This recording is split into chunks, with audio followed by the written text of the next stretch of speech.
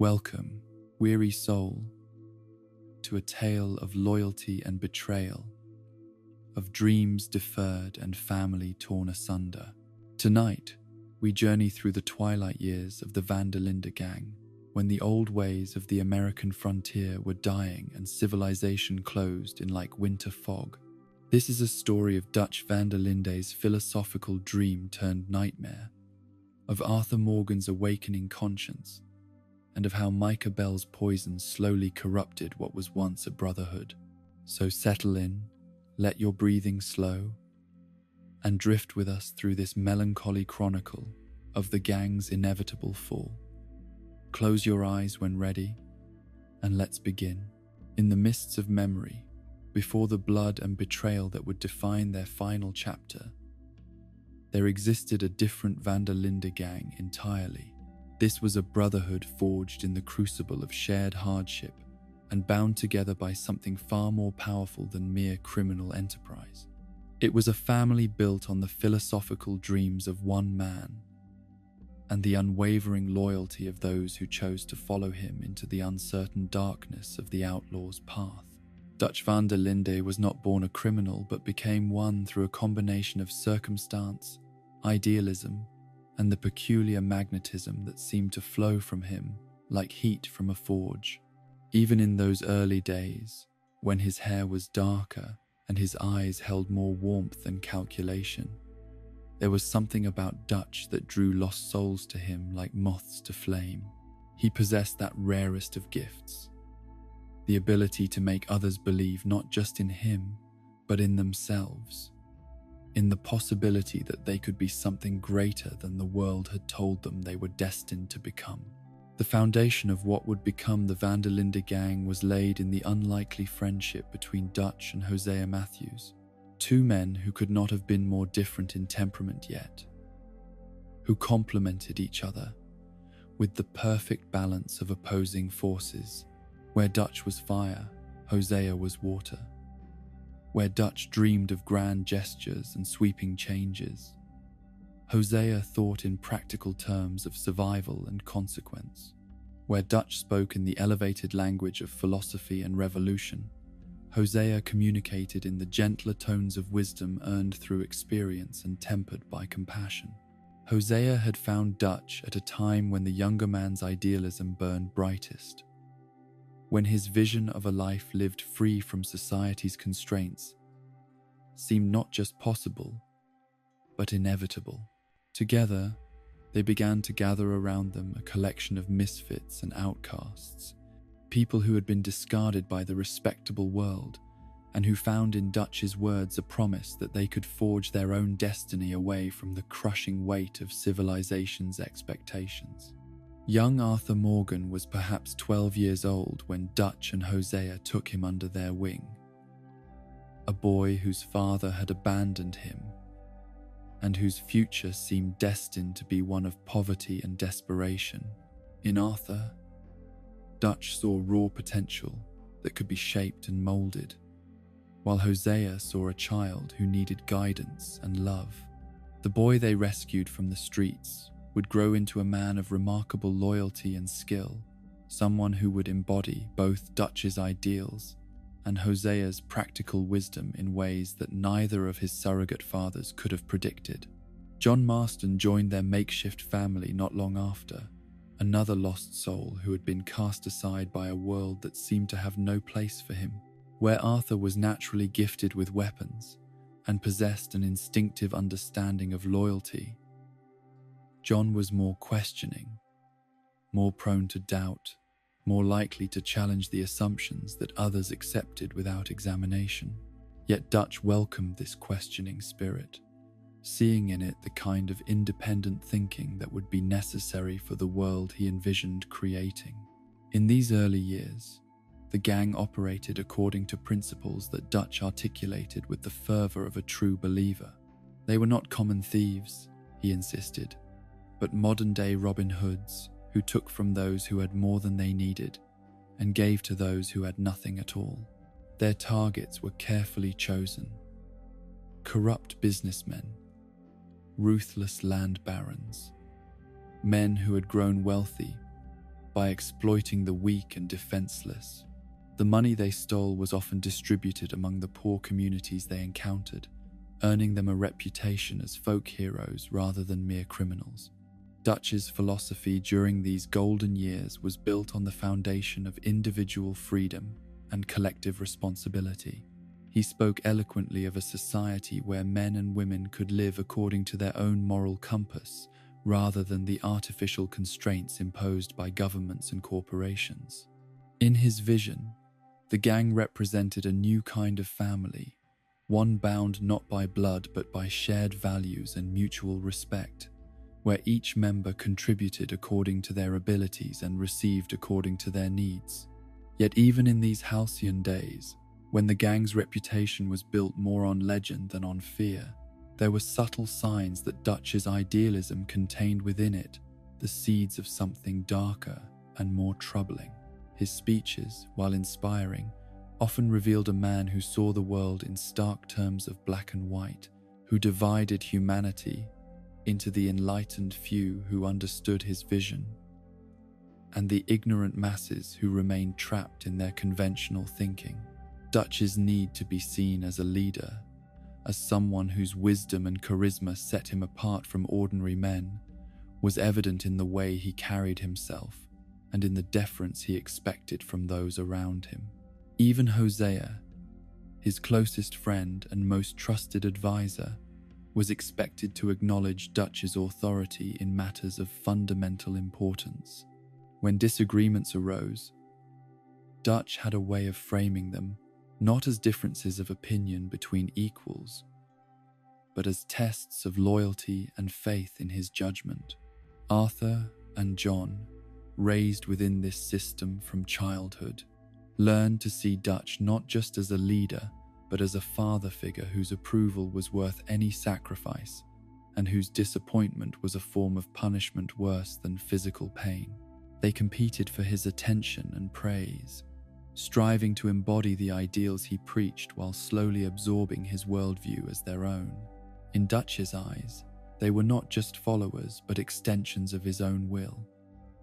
living proof that his philosophy could create better men than society's traditional institutions. The gang's methods during these years were marked by a certain romanticism that would later give way to brutal pragmatism. Their robberies were carefully planned affairs that minimized harm to innocent bystanders. Their camps were mobile communities where everyone contributed to the common good, and their interactions with law enforcement were characterized more by clever escapes than by violent confrontations. They saw themselves as artists of crime, practitioners of a noble profession that required intelligence, courage, and a moral code that set them apart from common bandits. Hosea's influence during this period was crucial in maintaining the delicate balance between Dutch's soaring ambitions and the practical realities of outlaw life.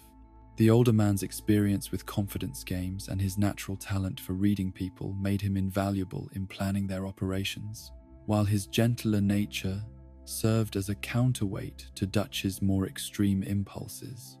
When Dutch's rhetoric became too heated or his plans too dangerous, Hosea could be counted on to provide the voice of reason that would bring their leader back to earth. Yet there were moments when Dutch's mask would slip, when the philosophical idealist would give way to something harder and more calculating.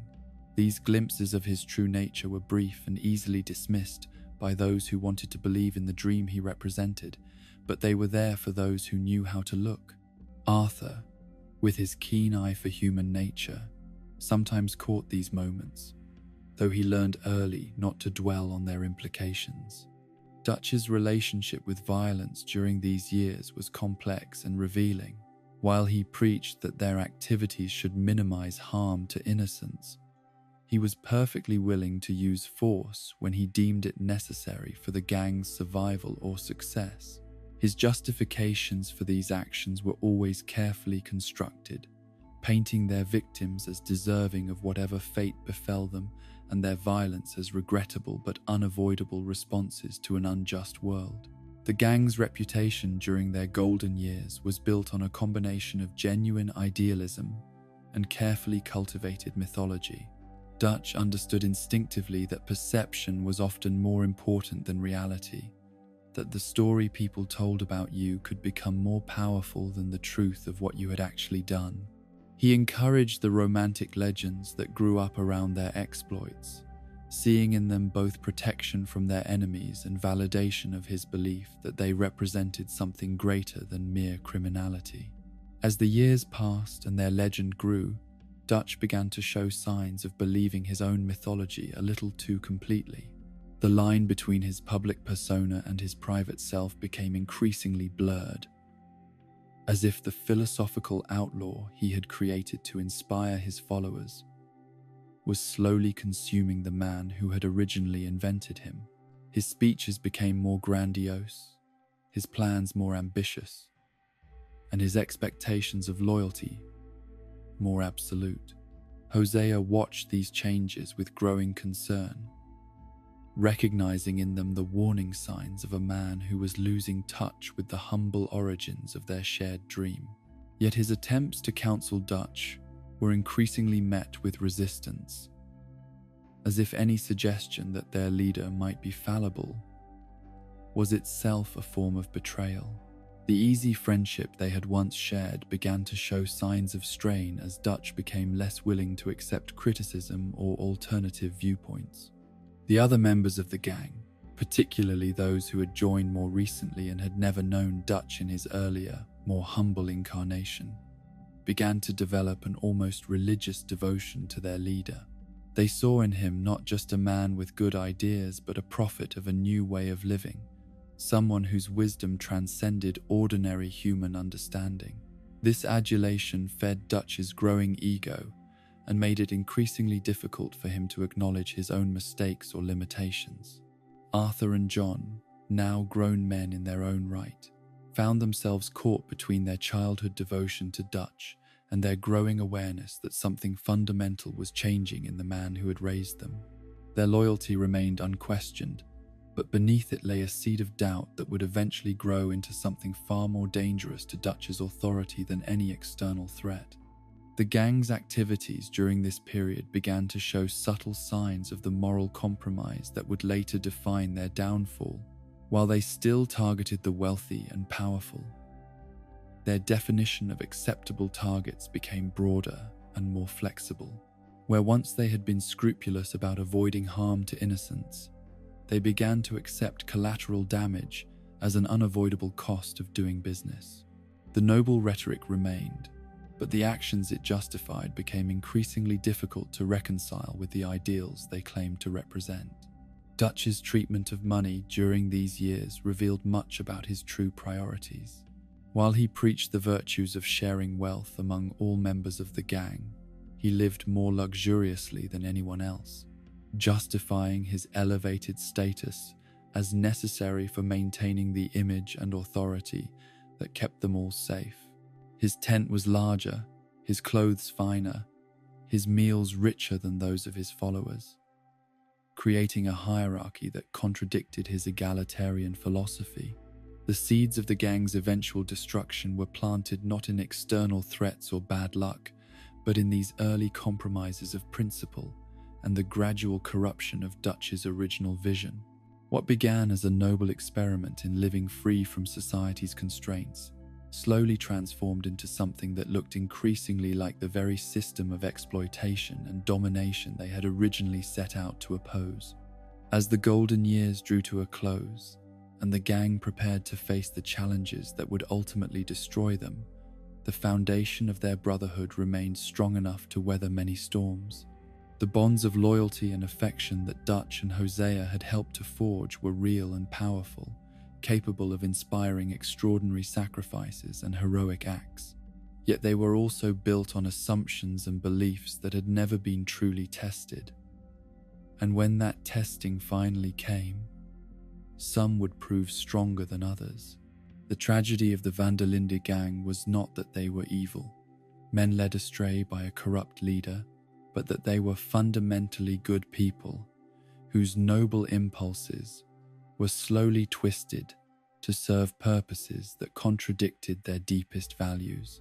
Dutch's genius lay not in his ability to corrupt the innocent, but in his talent for making corruption seem like virtue, for convincing his followers that their compromises were actually evidence of their moral superiority. In the end, these golden years would be remembered not as a time of unalloyed happiness,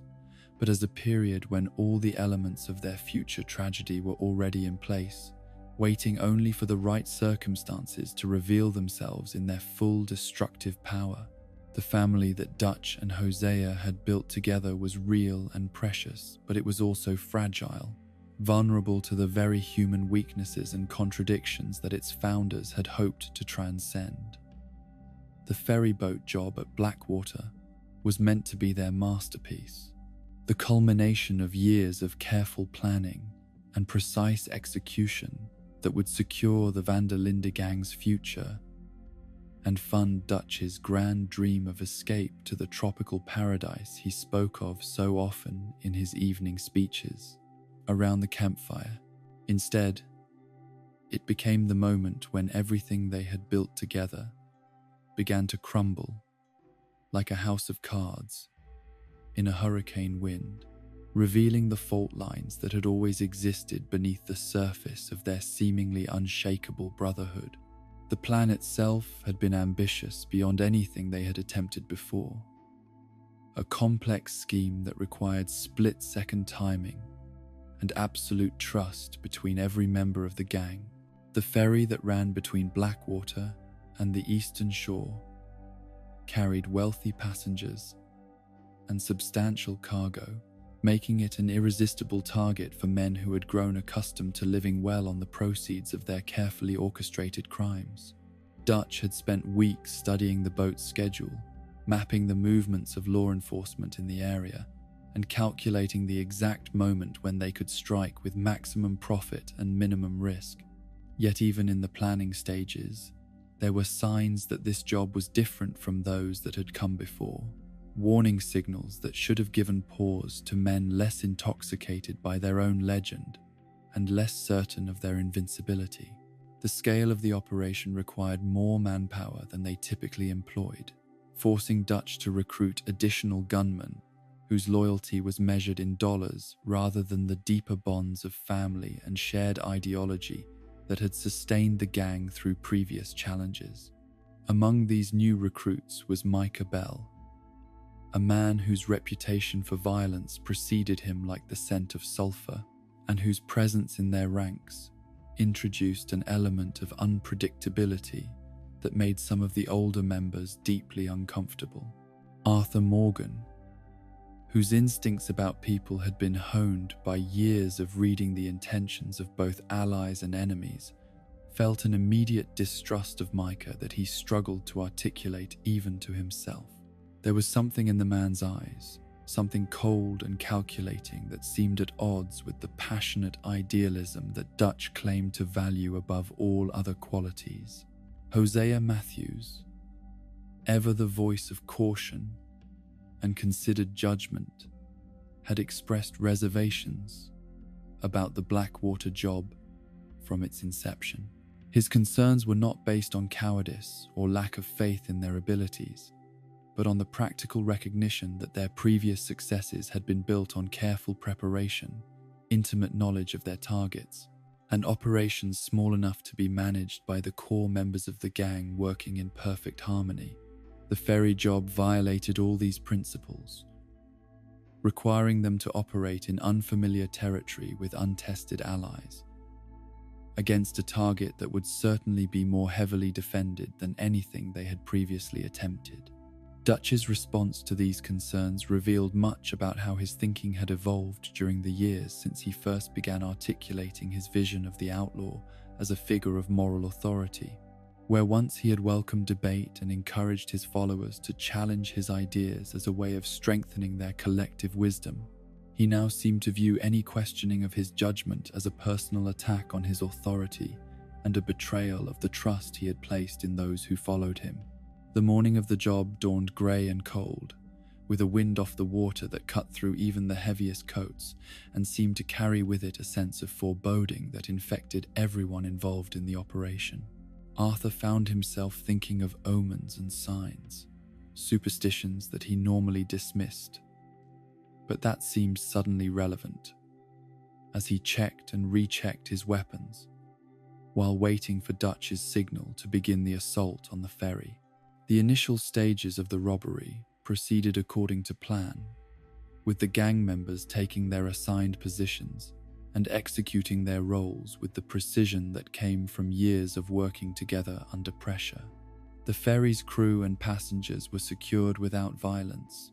The cargo holds were breached and their contents catalogued, and for a brief moment, it seemed as though Dutch's confidence in their abilities had been justified by events. Yet even as the robbery unfolded with mechanical efficiency, there were signs that something fundamental had changed in the dynamics of the gang's operations. Dutch's behavior during the heist was more theatrical than usual, as if he were performing not just for the terrified passengers and crew, but for some invisible audience whose approval he desperately needed. His commands were delivered with unnecessary flourish. His threats carried an edge of genuine menace that had been absent from their previous jobs, and his treatment of their captives suggested a man who was beginning to enjoy the power he wielded over others in ways that would have disturbed his younger self. The presence of Micah Bell during these crucial moments proved to be the catalyst that transformed what should have been a controlled robbery into something far more sinister and destructive. Where the established members of the gang understood the importance of maintaining discipline and following Dutch's carefully laid plans, Micah seemed to view the situation as an opportunity to indulge his own violent impulses under the cover of legitimate gang business. When Heidi McCourt, a young woman traveling alone on the ferry, became frightened by the chaos around her and began to scream, it was Micah who suggested that her hysteria posed a threat to their operational security. In the old days, such a situation would have been handled with patience and perhaps a gentle word of reassurance, recognizing that terrified civilians were not enemies to be subdued, but unfortunate witnesses to be managed with minimal trauma. But the dynamic had shifted, and Dutch found himself listening to Micah's counsel with an attention that should have been reserved for Hosea's more measured advice. What happened next would haunt the survivors of the gang for the rest of their lives and serve as the defining moment when Dutch van der Linde revealed the capacity for cruelty that had always lurked beneath his philosophical exterior. The killing of Heidi McCourt was not a split-second decision made in the heat of combat, or a tragic accident born of circumstances beyond anyone's control. It was a deliberate act of violence committed against an innocent woman whose only crime was being in the wrong place at the wrong time, and it was carried out with a brutality that shocked even the hardened criminals who witnessed it. The sound of the gunshot that ended Heidi's life seemed to echo across the water forever, a sharp crack that cut through the morning air and changed everything that came after. Dutch's face in the moments following the killing was a study in conflicting emotions, showing traces of shock at his own actions mixed with a defensive anger that suggested he was already beginning to construct the justifications that would allow him to live with what he had done. Arthur Morgan, who had been positioned near the ferry's stern during the robbery, heard the shot and knew instinctively that something had gone terribly wrong. When he made his way to where Dutch stood over Heidi's body, he saw not the idealistic leader who had raised him from childhood, but a stranger whose eyes held a hardness that seemed to come from someplace dark and previously hidden. The sight burned itself into Arthur's memory with the permanence of a brand, creating a wound that would never fully heal and planting the first seed of doubt about the man he had always considered infallible. John Marston's reaction to witnessing the murder was even more visceral and immediate. The younger man had always been more emotionally volatile than Arthur, more prone to wearing his feelings on his sleeve, and the sight of Dutch executing an innocent woman in cold blood shattered something fundamental in his understanding of who they were and what they represented. Years later, when the memories had been worn smooth by time but not diminished in their power to disturb, John would still be able to describe in vivid detail the way Heidi's blood had pooled on the ferry's wooden deck and the expression of confused terror that had frozen on her face at the moment of death. The immediate aftermath of the murder was chaos of the most deadly sort, as the carefully orchestrated robbery dissolved into a running gun battle that caught everyone involved completely unprepared. The sound of Dutch's gunshot had apparently been heard by law enforcement agents who had been positioned much closer to the ferry than anyone had anticipated, and within minutes, the water around the boat was alive with the sound of approaching engines and the sharp whistle of bullets cutting through the air. What should have been a strategic withdrawal became a desperate flight for survival, with gang members scattered across the ferry and the surrounding docks as Pinkerton agents and local law enforcement converged on their position from multiple directions.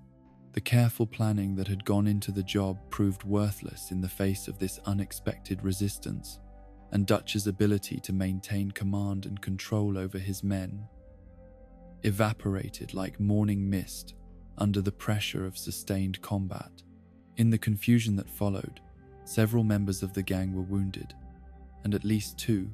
Mac and Davy Callender, received injuries so severe that their survival became doubtful even if they managed to escape immediate capture. John Marston, attempting to cover the retreat of other gang members, was struck by gunfire and fell from the ferry into the dark water below, disappearing beneath the surface in a way that suggested he might not survive to see another sunrise. The money they had risked so much to steal was largely abandoned in their haste to escape, scattered across the ferry's deck and lost to the waters of the bay as bags were dropped and strongboxes left behind in the desperate scramble to reach their horses and flee the scene before being overwhelmed by superior numbers. Years of careful accumulation of resources, the financial foundation upon which Dutch's dreams of tropical retirement had been built, vanished in the space of minutes, leaving the gang not only morally compromised but financially devastated. Dutch's behavior during the retreat revealed much about how the pressure of leadership had changed him over the years. Instead of accepting responsibility for the disaster that had befallen them, or acknowledging that his planning had been fatally flawed, he immediately began casting blame on others, suggesting that someone had betrayed them to the law, or that external forces beyond his control had conspired to destroy their carefully laid plans. The possibility that his own decisions might have contributed to their downfall seemed not to occur to him, or if it did, was quickly dismissed as unworthy of serious consideration. The flight from Blackwater took the gang through terrain that was both unfamiliar and hostile, forcing them to abandon their usual routes and hideouts in favor of paths that led ever deeper into the wilderness of the Grizzly Mountains. The weather, which had been merely cold and unpleasant during the morning of the robbery, deteriorated into a full-scale blizzard that made travel treacherous and visibility almost non-existent.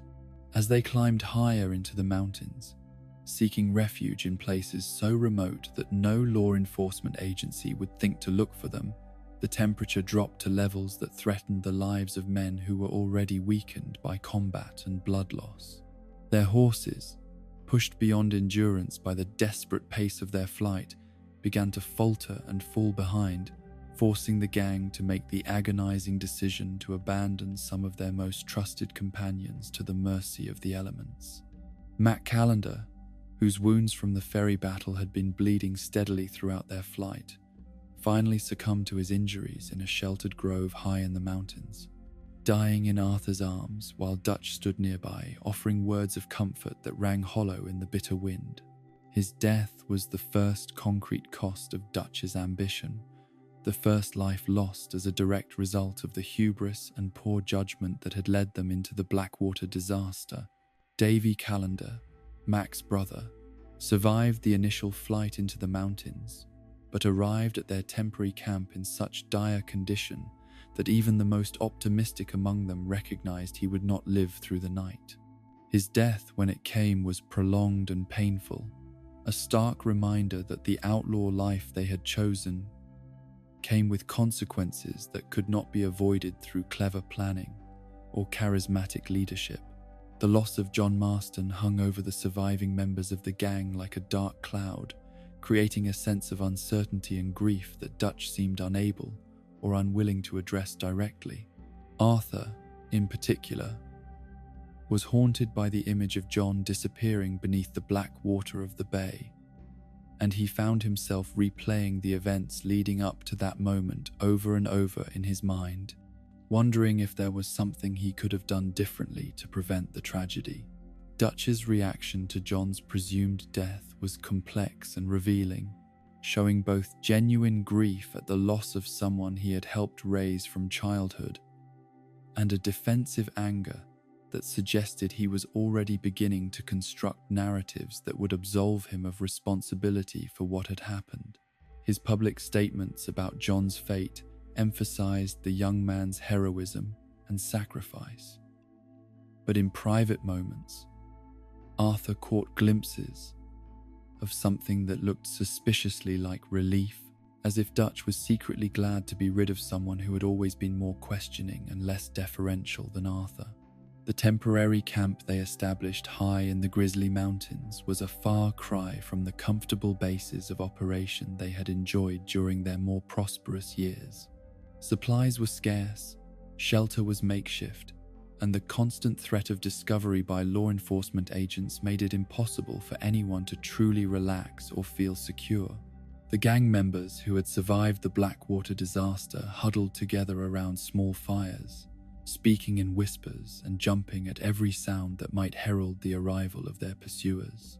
In this atmosphere of fear and uncertainty, the true character of each gang member began to reveal itself in ways that had been hidden during their more comfortable years. Some, like Arthur Morgan and Charles Smith,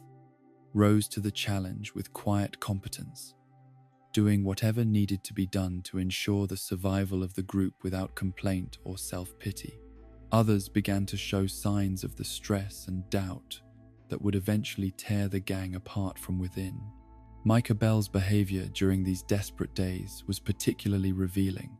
showing a man who was fundamentally concerned with his own survival, above all other considerations.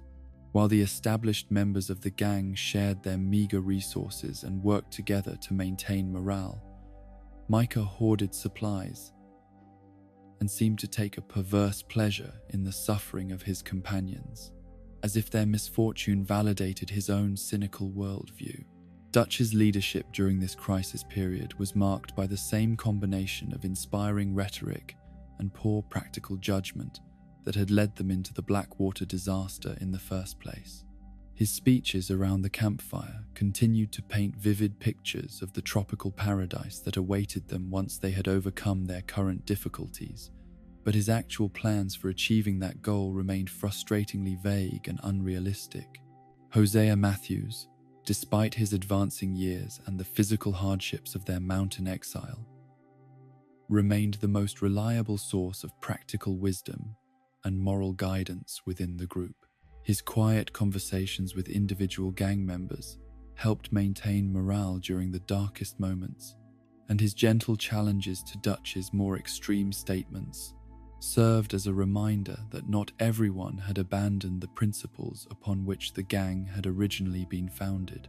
Yet even Hosea seemed to recognize that something fundamental had changed in Dutch during the Blackwater job, something that went beyond the natural stress and disappointment that anyone might feel after a failed operation.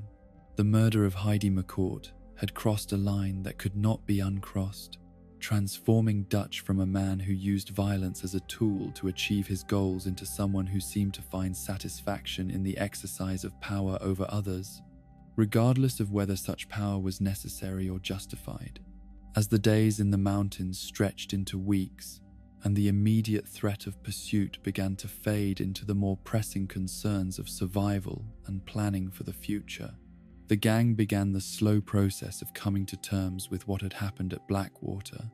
and what it meant for their identity as a group. The comfortable certainties that had sustained them through years of successful operations were gone, replaced by questions that had no easy answers and doubts that could not be dismissed through appeals to loyalty or shared history. The discovery that their financial reserves, carefully accumulated over years of successful robberies, had been lost during their hasty retreat from Blackwater was a blow that struck at the very foundation of Dutch's credibility as a leader. Without money to fund their operations or provide for their basic needs,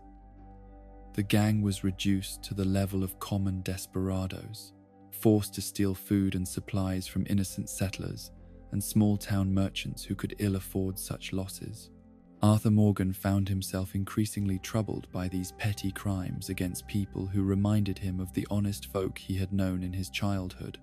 before Dutch and Hosea had taken him under their wing. The philosophical justifications that had once made their activities seem noble and purposeful began to ring hollow when applied to the theft of a few cans of food from a struggling homesteader or the robbery of a country store that barely turned a profit. The winter months in the mountains tested every aspect of the gang's cohesion and resolve, forcing them to confront not only the external challenges of cold, hunger, and isolation, but also the internal contradictions that had been building within their organization for years. The easy brotherhood that had sustained them through their golden years began to show signs of strain as personalities clashed, and old resentments surfaced under the pressure of shared hardship. When spring finally arrived and the snows began to melt, opening the mountain passes and making travel possible once again, the Linde gang that descended from their winter refuge was fundamentally different from the one that had ascended those same slopes in desperate flight from the consequences of their ambition. They had survived the immediate crisis, but at a cost that would continue to influence their actions and decisions for the remainder of their time together. The Blackwater Massacre, as it came to be known in the newspapers and dime novels that romanticized their exploits, had transformed them from folk heroes into hunted criminals, from idealistic outlaws into desperate fugitives. The change was subtle but profound, affecting not just how the outside world viewed them, but how they saw themselves and each other. The seeds of their ultimate destruction had been planted in the blood-soaked deck of that ferry, and though years would pass before the final harvest, the process of decay and disintegration had already begun. The descent from the frozen peaks of the Grizzly Mountains into the green valleys of New Hanover felt like emerging from a nightmare into something approaching normalcy, though the scars left by Blackwater would never fully heal, and the questions raised by Dutch's actions would continue to fester beneath the surface of their restored camaraderie. The gang's arrival at Horseshoe Overlook, a scenic bluff that offered both defensible positions and sweeping views of the surrounding countryside, marked the beginning of what would later be remembered as their last attempt to recapture the golden years that had once defined their brotherhood. The camp that took shape on that windswept plateau was a testament to the resilience and adaptability that had allowed the Linde gang to survive where lesser organizations had perished. Yet it also revealed subtle changes in the dynamics and priorities that would eventually contribute to their downfall. Where once their camps had been temporary refuges, practical spaces designed for quick departure and minimal impact on the surrounding landscape, Horseshoe Overlook was conceived as something more permanent, more elaborate, more reflective of Dutch's growing sense of his own importance and status.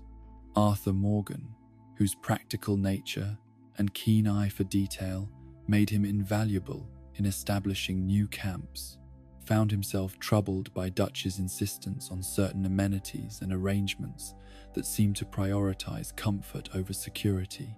The leader's tent, positioned at the center of the camp like the hub of a wheel,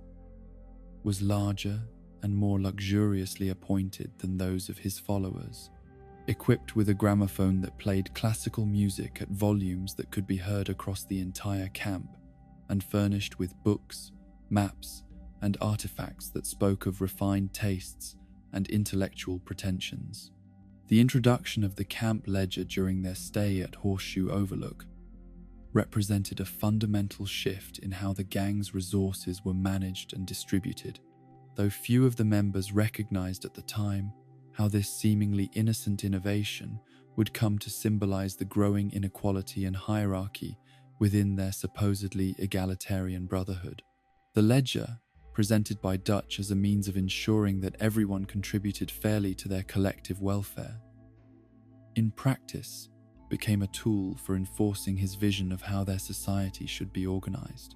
Dutch's own contributions to the camp's upkeep were minimal and largely symbolic, consisting mainly of occasional donations of small amounts of cash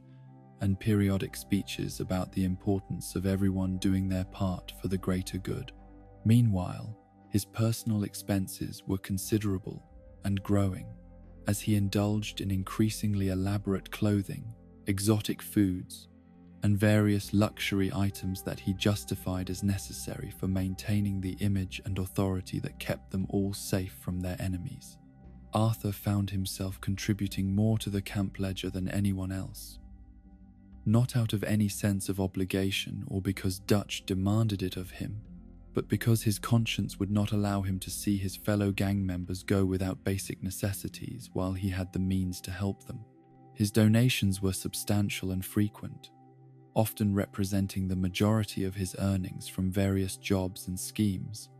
Yet Dutch seemed to regard these contributions as nothing more than his due, the natural result of Arthur's loyalty and recognition of his leadership. The other gang members' contributions varied widely, reflecting both their individual capabilities and their personal feelings about the new system Dutch had implemented. Some, like Charles Smith and Sadie Adler, gave generously despite their own limited means, understanding that their survival depended on their mutual cooperation and support. Others, particularly Micah Bell, contributed as little as possible, while taking as much as they could justify, viewing the ledger not as a tool of collective welfare, but as an opportunity to exploit the generosity of their more conscientious companions. Hosea Matthews, ever the voice of practical wisdom and gentle correction, expressed quiet concerns about the precedent being set by Dutch's increasingly lavish lifestyle and his growing disconnection from the day-to-day struggles of running their camp and planning their operations. His conversations with Arthur during this period revealed a man who was beginning to recognize that the idealistic young leader he had helped shape and guide was slowly being replaced by someone whose priorities and values were fundamentally different from those that had originally brought them together. The speeches that Dutch delivered around the campfire at Horseshoe Overlook were masterpieces of rhetorical manipulation, carefully crafted performances that combined genuine passion with calculated appeals to his listeners' emotions and aspirations. His vision of their eventual escape to the tropical paradise of Tahiti became increasingly elaborate and detailed during this period, painted in such vivid colors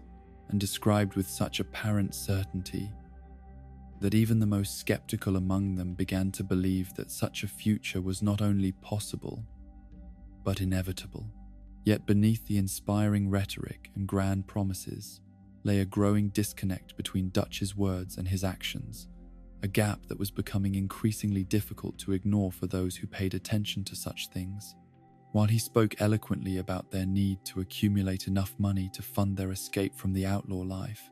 his own behavior suggested a man who was more interested in living well in the present than in making the sacrifices necessary to secure their future freedom. The jobs that the gang undertook during their stay at Horseshoe Overlook reflected this tension between Dutch's stated goals and his actual priorities,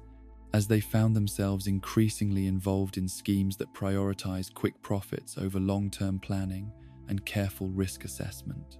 The train robbery that netted them a substantial sum from Leviticus Cornwall's railroad was typical of this new approach, a bold and spectacular crime that generated significant attention from law enforcement, but did little to advance their supposed goal of accumulating enough money to retire from criminal activity. Arthur's growing unease with Dutch's decision-making was evident in his journal entries during this period, private reflections that revealed a man struggling to reconcile his lifelong loyalty to his surrogate father with his increasing awareness that something fundamental had changed in the person he had always looked up to and trusted. His observations about Dutch's behavior were careful and measured, written in the language of someone who was trying to convince himself that his concerns were unfounded while documenting evidence that suggested otherwise. The arrival of new gang members during their stay at Horseshoe Overlook brought fresh energy and capabilities to their organization, but also introduced new dynamics and tensions that would prove difficult to manage. Kieran Duffy, the former O'Driscoll who was reluctantly accepted into their ranks after providing information about his former associates, remained an outsider whose loyalty was constantly questioned, and whose presence served as a reminder of the violent world in which they operated. Sadie Adler's transformation from grieving widow to hardened gunfighter provided Dutch with a powerful example of how their way of life could liberate people from the constraints and limitations imposed by conventional society. Yet her fierce independence and unwillingness to accept his authority without question also represented a challenge to his control that he was not entirely sure how to handle. Her grief-driven thirst for revenge against the O'Driscolls who had murdered her husband aligned with Dutch's own violent impulses, but her refusal to subordinate her personal agenda to his broader plans created tensions that would only grow stronger over time. The Valentine bank robbery that took place during their residence at Horseshoe Overlook was in many ways a perfect example of how Dutch's leadership style had evolved since the early days of their organization. The job itself was well planned and executed with the professional competence that had always characterized their operations. Yet the aftermath revealed Dutch's growing tendency to prioritize his own image and reputation over the practical considerations that should have guided their actions. Instead of quietly disappearing after the successful completion of the robbery, Dutch seemed almost eager to let the world know that the Van der Linde gang was responsible for the crime, as if their reputation as notorious outlaws was becoming more important to him than their ability to operate without attracting unwanted attention. This shift in priorities did not go unnoticed by the more experienced members of the gang, who understood that notoriety was a double-edged sword that could provide protection through fear, but also made them targets for every ambitious lawman and bounty hunter in the territory. Hosea's attempts to counsel Dutch about these concerns were met with increasing resistance and defensiveness, as if any suggestion that his judgment might be flawed was itself a form of betrayal that threatened the very foundation of their relationship. The easy friendship and mutual respect that had once characterized their partnership began to show signs of strain, as Dutch became less willing to accept criticism or alternative viewpoints from anyone, including the man who had been his closest advisor and most trusted friend for decades. The camp's daily routine at Horseshoe Overlook reflected Dutch's growing sense of his own importance and his desire to be seen as a figure of authority and respect rather than simply the leader of a criminal gang. His morning constitutional, during which he would walk the perimeter of the camp while smoking an expensive cigar and surveying his domain like a feudal lord inspecting his estates, became a daily ritual that other gang members were expected to acknowledge and defer to. His interactions with individual gang members during this period revealed a man who was increasingly concerned with maintaining his status and authority, rather than fostering the sense of equality and mutual respect that had once defined their organization. Where once he had been accessible and approachable, willing to engage in casual conversation, and genuinely interested in the welfare and opinions of his followers, he now seemed to hold himself apart, speaking to them in the manner of a beneficent monarch, addressing his subjects. Arthur's relationship with Dutch during the Horseshoe Overlook period was complex and increasingly strained, though both men worked hard to maintain the appearance of the father-son bond that had defined their connection for so many years. Arthur's unquestioning loyalty remained intact, yet beneath it lay a growing awareness that the man he had always idealized was capable of actions and decisions that contradicted everything he claimed to believe in and stand for. The philosophical discussions that had once been a regular feature of their evening conversations became less frequent and more one-sided, as Dutch seemed less interested in exploring ideas and more focused on delivering monologues that reinforced his own worldview and justified his recent actions. Arthur found himself listening more and speaking less, struggling to find ways to voice his concerns without appearing disloyal or ungrateful for everything Dutch had done for him over the years. John Marston's unexpected return from his presumed death at Blackwater brought joy and relief to the gang, but also served as a stark reminder of how close they had come to complete disaster and how much their circumstances had changed since their golden years. His account of his experiences after falling from the ferry, his struggle to survive in the wilderness while recovering from his injuries, and his long journey to find them again highlighted both his resilience and his continued dedication to the gang that had raised him.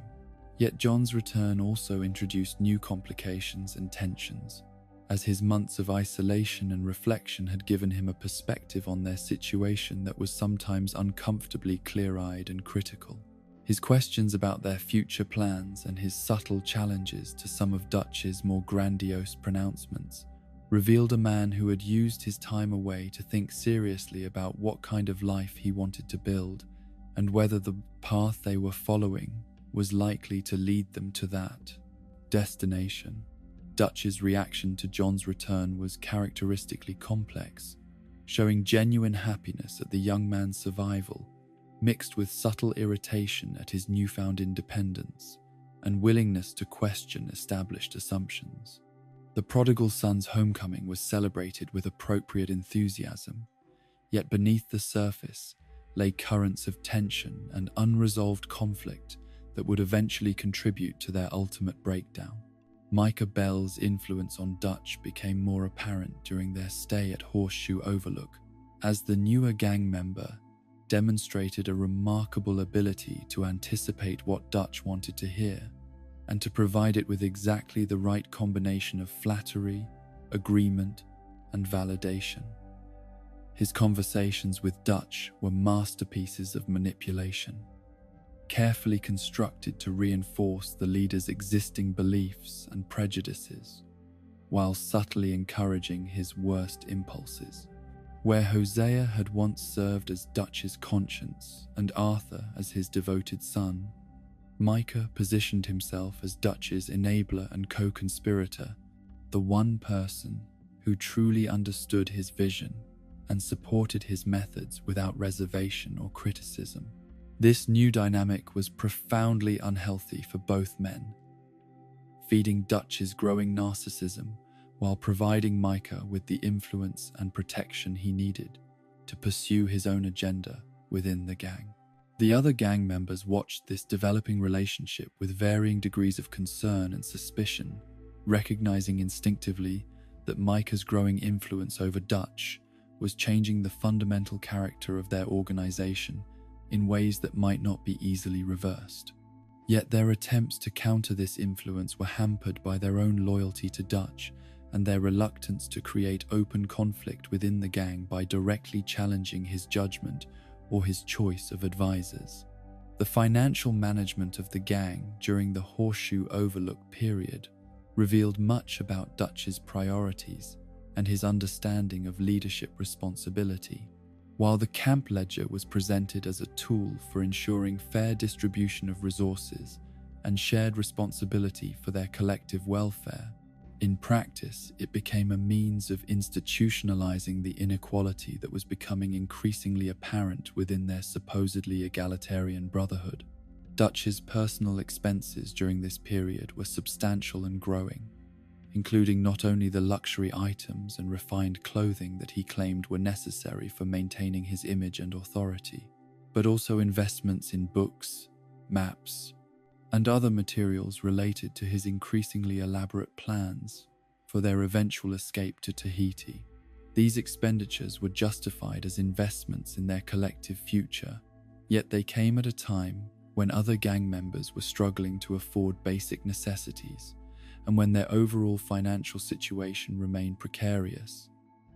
Following the losses incurred at Blackwater, the contrast between Dutch's lifestyle and that of his followers became increasingly stark during this period, creating resentments and tensions that were rarely expressed openly, but that simmered beneath the surface of their daily interactions. Arthur, whose contributions to the camp ledger were by far the largest and most consistent, began to notice how his hard-earned money was being spent and to question whether the current arrangement was fair or sustainable in the long term. The jobs and schemes that occupied the gang's attention during their stay at Horseshoe Overlook reflected Dutch's evolving relationship with violence and his growing willingness to accept collateral damage in pursuit of their goals. Where once they had prided themselves on their ability to complete robberies with minimal harm to innocent bystanders, they now seemed increasingly indifferent to the consequences of their actions for people who had the misfortune to be in the wrong place at the wrong time. Arthur's discomfort with this trend was evident in his private reflections and his conversations with other gang members, revealing a man who was struggling to maintain his sense of moral identity while remaining loyal to an organization whose values seemed to be shifting in directions he found troubling. His attempts to discuss these concerns with Dutch were met with dismissive responses that suggested his leader was no longer interested in examining the ethical implications of their activities. The social dynamics within the camp at Horseshoe Overlook revealed the growing stratification and hierarchy that was replacing the more egalitarian relationships that had once characterized their organization. Dutch's elevated status was reflected not only in his superior accommodations and lifestyle, but also in the deference and formality with which other gang members increasingly approached him, as if he were a monarch holding court, rather than the leader of a band of equals united by shared values and mutual respect. This transformation was gradual and subtle, occurring through countless small changes in behavior and attitude that individually seemed insignificant, but collectively represented a fundamental shift in the nature of their relationships with one another. The easy camaraderie and informal equality that had once defined their interactions was slowly being replaced by something more rigid and hierarchical, more reminiscent of a military organization or even a cult of personality than the chosen family they had once considered themselves to be. As their stay at Horseshoe Overlook drew to a close and circumstances forced them to consider their next move, the illusion of recovery and normalcy that they had worked so hard to maintain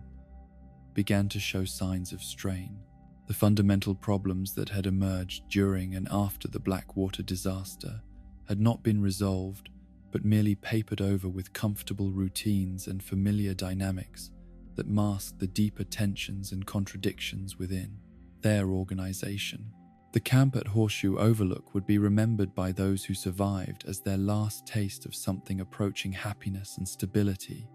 yet even at the time, the most perceptive among them recognized that it was built on foundations that were already beginning to crumble. The seeds of their ultimate destruction, planted during the Blackwater massacre and nurtured by Dutch's growing disconnect from the values that had once guided him, were taking root and beginning to grow in ways that would soon become impossible to ignore or deny. The transition from the rolling hills of New Hanover to the humid bayous and plantations of Lemoyne marked more than just a change of scenery for the Linde gang. It represented their descent into a world of old feuds and ancient hatreds, where the ghosts of the Civil War still walked among the living. and where Dutch's growing appetite for manipulation and control would find fertile ground in which to flourish. Their arrival in the town of Rhodes was ostensibly motivated by practical concerns about law enforcement pressure and the need for fresh opportunities, but it would prove to be the arena where Dutch's moral decay would accelerate beyond any hope of redemption. Rhodes itself was a town caught between two worlds, clinging to the faded grandeur of the antebellum South while struggling to adapt to the harsh realities of Reconstruction and industrialization. The streets were lined with once magnificent mansions that now showed signs of neglect and decline, their paint peeling and their gardens overgrown, monuments to a way of life that had been swept away by war and progress, but refused to acknowledge its own death. Into this atmosphere of barely contained resentment and nostalgic delusion, Dutch van der Linde arrived like a match thrown into a powder keg. The two families that dominated Rhodes, the Greys and the Braithwaites, had been locked in a bitter feud for generations, their conflict rooted in disputes over land, politics, and pride that had festered and grown more venomous with each passing year. The war had temporarily united them against a common enemy, but with the defeat of the Confederacy, their old animosities had resurged with renewed intensity, poisoning the social and economic life of the entire region. Dutch's decision to involve the gang in this ancient conflict was presented to his followers as a masterful stroke of strategic thinking, a way to profit from the feuding families' mutual hatred, while positioning themselves as power brokers who could tip the balance in favor of whichever side offered them the better deal. In reality, it was a dangerous game of manipulation and deception that revealed Dutch's growing arrogance and his fatal belief that he could control forces and personalities far more complex and dangerous than he understood. The initial approach to both families was carefully orchestrated, with Dutch presenting himself as a sophisticated gentleman outlaw whose services could be purchased by the highest bidder. His meetings with the heads of both families were theatrical performances designed to impress and intimidate, showcasing his education, his charisma, and his supposed influence over a gang of dangerous men who could be valuable allies or deadly enemies depending on how they were treated. Catherine Braithwaite, the aging matriarch of her clan, saw through Dutch's performance with the clear-eyed perception of someone who had survived decades of political intrigue and family warfare. Her initial assessment of him was devastatingly accurate, recognizing in him a man whose grandiose self-image masked a fundamental insecurity and whose philosophical pretensions could not disguise his essential nature as a criminal and a manipulator. Lee Gray, the patriarch of the rival family, was more impressed by Dutch's presentation, but equally determined to use the gang's services for his own purposes, rather than allowing himself to be used by them. The subtle battle of wills that developed between these three strong personalities would ultimately prove disastrous for everyone involved, as each underestimated the other's cunning and overestimated their own ability to control the volatile situation they were creating. Arthur Morgan's discomfort with the Rhodes scheme was evident from its inception, though his loyalty to Dutch prevented him from voicing his concerns too directly or forcefully. His journal entries during this period revealed a man who instinctively understood that they were walking into a trap of their own making, involving themselves in conflicts that had nothing to do with their stated goals, and everything to do with Dutch's growing need to prove his superiority over anyone who dared to challenge him. The jobs that the gang undertook on behalf of both families were carefully balanced exercises in betrayal, designed to advance their employers' interests, while ensuring that neither side gained a decisive advantage that might end the conflict and eliminate the gang's usefulness. They rustled cattle for the greys while simultaneously helping the Braithwaites with their moonshining operations, played both sides against the middle while assuring each family of their exclusive loyalty and support. This double dealing was presented by Dutch as evidence of his tactical brilliance and his ability to outwit opponents who considered themselves his intellectual and social superiors. In truth, it was a reckless gamble that depended on both families remaining unaware of his duplicity long enough for him to extract maximum profit from their mutual hatred before disappearing into the wilderness with his gains intact. Hosea Matthews watched the unfolding scheme with growing alarm, recognizing in it all the elements of the kind of overambitious plot that had led them to disaster at Blackwater.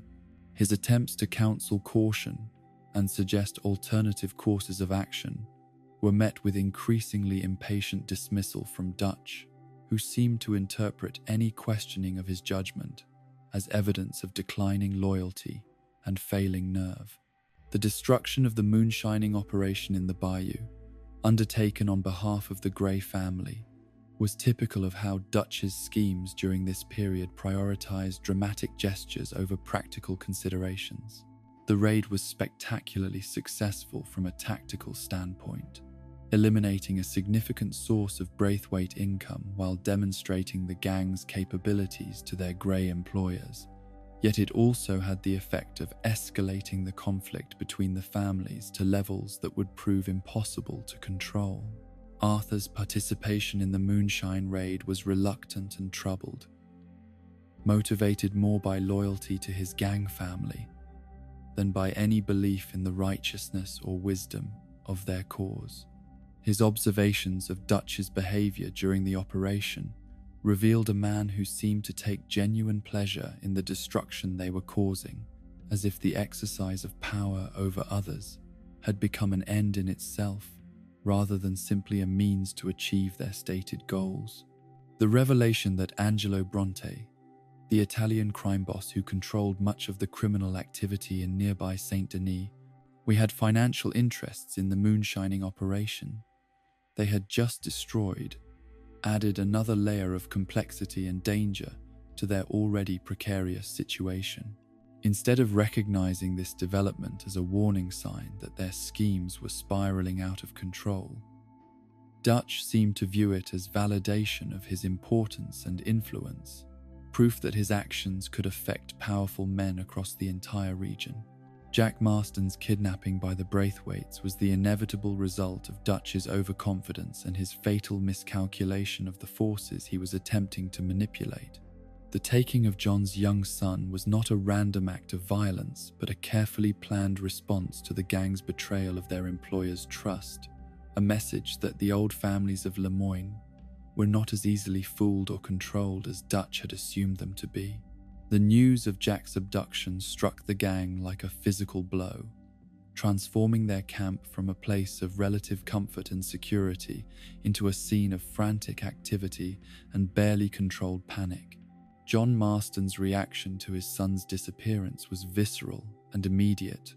his parental instincts overriding any consideration of tactics or consequences as he demanded immediate action to secure the boy's safe return. Dutch's response to the crisis revealed much about how his priorities and thought processes had evolved during their time in Rhodes. Instead of accepting responsibility for the situation his schemes had created, he immediately began constructing narratives that placed the blame on external forces and portrayed himself and the gang as victims of Braithwaite treachery rather than the architects of their own misfortune.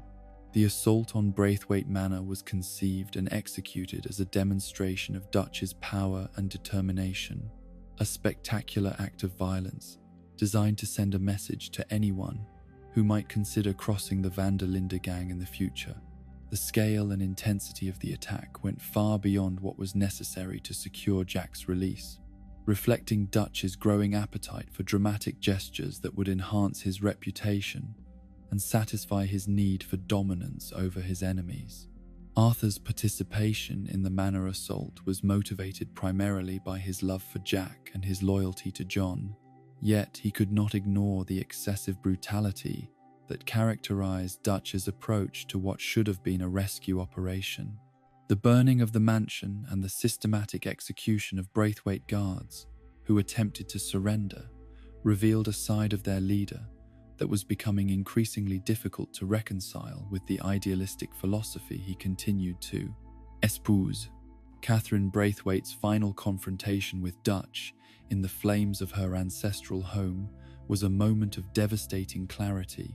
as the dying matriarch delivered a prophetic assessment of his character that cut through all his pretensions and self-justifications to reveal the essential truth of what he had become. Her words about the seeds of his own destruction being already sown within him would prove more accurate than anyone present could have imagined. The revelation that Jack had been taken not by the Braithwaites themselves, but by Angelo Bronte, the Saint Denis crime boss, whose interests they had unknowingly damaged, added another layer of complexity to an already dangerous situation. Instead of the simple rescue operation that Dutch had envisioned, they now faced the prospect of dealing with a criminal organization that was both more sophisticated and more ruthlessly efficient than the feuding families they had been manipulating. Dutch's reaction to learning of Bronte's involvement was complex and revealing, showing both genuine concern for Jack's welfare and a wounded pride at being outmaneuvered by someone he had never directly confronted. The prospect of negotiating with another criminal leader who might not be impressed by his reputation or intimidated by his threats clearly rankled him, threatening the self-image he had constructed as the most intelligent and capable outlaw in America. The journey to St. Denis to confront Bronte and negotiate Jack's release took the gang into unfamiliar territory, both geographically and strategically. The sophisticated urban environment of the South's largest city was far removed from the rural and wilderness settings where they had traditionally operated, forcing them to adapt their methods and approach to circumstances that favored their opponents rather than themselves. Bronte's mansion in the Garden District represented everything that Dutch both envied and despised about legitimate society, a monument to wealth and power achieved through methods that were probably no more moral than their own, but cloaked in the respectability that came with social acceptance and political influence. The crime boss's ability to operate with impunity in the heart of a major city, protected by corruption and influence rather than guns and intimidation, was a stark reminder of the limitations of Dutch's own approach to criminal enterprise. The meeting between Dutch and Bronte was a masterclass in psychological manipulation on both sides, as each man sought to establish dominance and control over the other through a combination of veiled threats, subtle insults, and demonstrations of power. Bronte's casual dismissal of Dutch as a crude hillbilly, delivered with the sophisticated condescension of someone who considered himself vastly superior in intelligence and refinement, struck at the very core of Dutch's insecurities about his own status and respectability. Jack's eventual release was achieved not through Dutch's intimidation or negotiation skills, but through Bronte's calculated generosity, a gesture designed to demonstrate his power and magnanimity while establishing the criminal hierarchy that would govern their future interactions. The Italian's willingness to return the boy unharmed was presented as an act of mercy rather than the result of successful bargaining, a subtle humiliation that Dutch struggled to accept gracefully. The conditions attached to Jack's release, including the gang's agreement to perform certain services for Bronte in the future, represented a fundamental compromise of their independence and autonomy. Instead of the free agents they had always prided themselves on being, they now found themselves beholden to a criminal organization whose methods and objectives were entirely alien to their own traditions and values. Arthur's observations of Dutch's behavior during and after the confrontation with Bronte revealed a man whose confidence had been badly shaken by the encounter. The philosophical outlaw who had always prided himself on his ability to outwit opponents through superior intelligence and moral authority had been thoroughly outmaneuvered by someone who operated according to entirely different rules and standards. The return journey to their camp was marked by an uncomfortable silence, as gang members struggled to process what they had witnessed and what it meant for their future operations. The easy assumption that Dutch could handle any situation through force of personality and superior planning had been challenged in ways that could not be easily dismissed or rationalized away. Hosea's reaction to the entire Rhodes episode was one of profound disappointment and concern, recognizing in it confirmation of his worst fears about the direction Dutch was taking their organization. His private conversations with Arthur during this period revealed a man who was beginning to accept that the friend and partner he had known for decades was changing in ways that might be irreversible. The financial costs of the Rhodes scheme, including the resources expended on maintaining their elaborate deception and the losses incurred during the Braithwaite Manor assault, far exceeded any profits they had gained from their work for either family. Instead of advancing their goal of accumulating enough money to fund their escape to Tahiti, they had actually moved further away from financial security while creating new enemies and obligations that would complicate all their future endeavors. The psychological costs were even more significant, as the events in Rhodes had forced several gang members to confront uncomfortable truths about their leader and their organization that they had previously been able to ignore or rationalize away. The gap between Dutch's stated ideals and his actual behavior had become too wide to bridge through appeals to loyalty or shared history, creating doubts and tensions that would only grow stronger in the challenges that lay ahead. John Marston's relationship with Dutch was permanently altered by the kidnapping crisis, as the young father struggled to forgive what he saw as his leader's responsibility for placing his son in danger through reckless and unnecessary schemes. While his loyalty to the gang remained intact, his unquestioning faith in Dutch's judgment had been severely damaged, creating fissures in their relationship that would eventually contribute to the organization's complete breakdown. Micah Bell's influence over Dutch became more apparent during the Rhodes period, as the manipulative gunman demonstrated his ability to provide the validation and agreement that Dutch increasingly craved. Where Hosea offered criticism and alternative viewpoints, Micah provided enthusiastic support for Dutch's most extreme impulses, positioning himself as the only gang member who truly understood and appreciated their leader's vision and capabilities.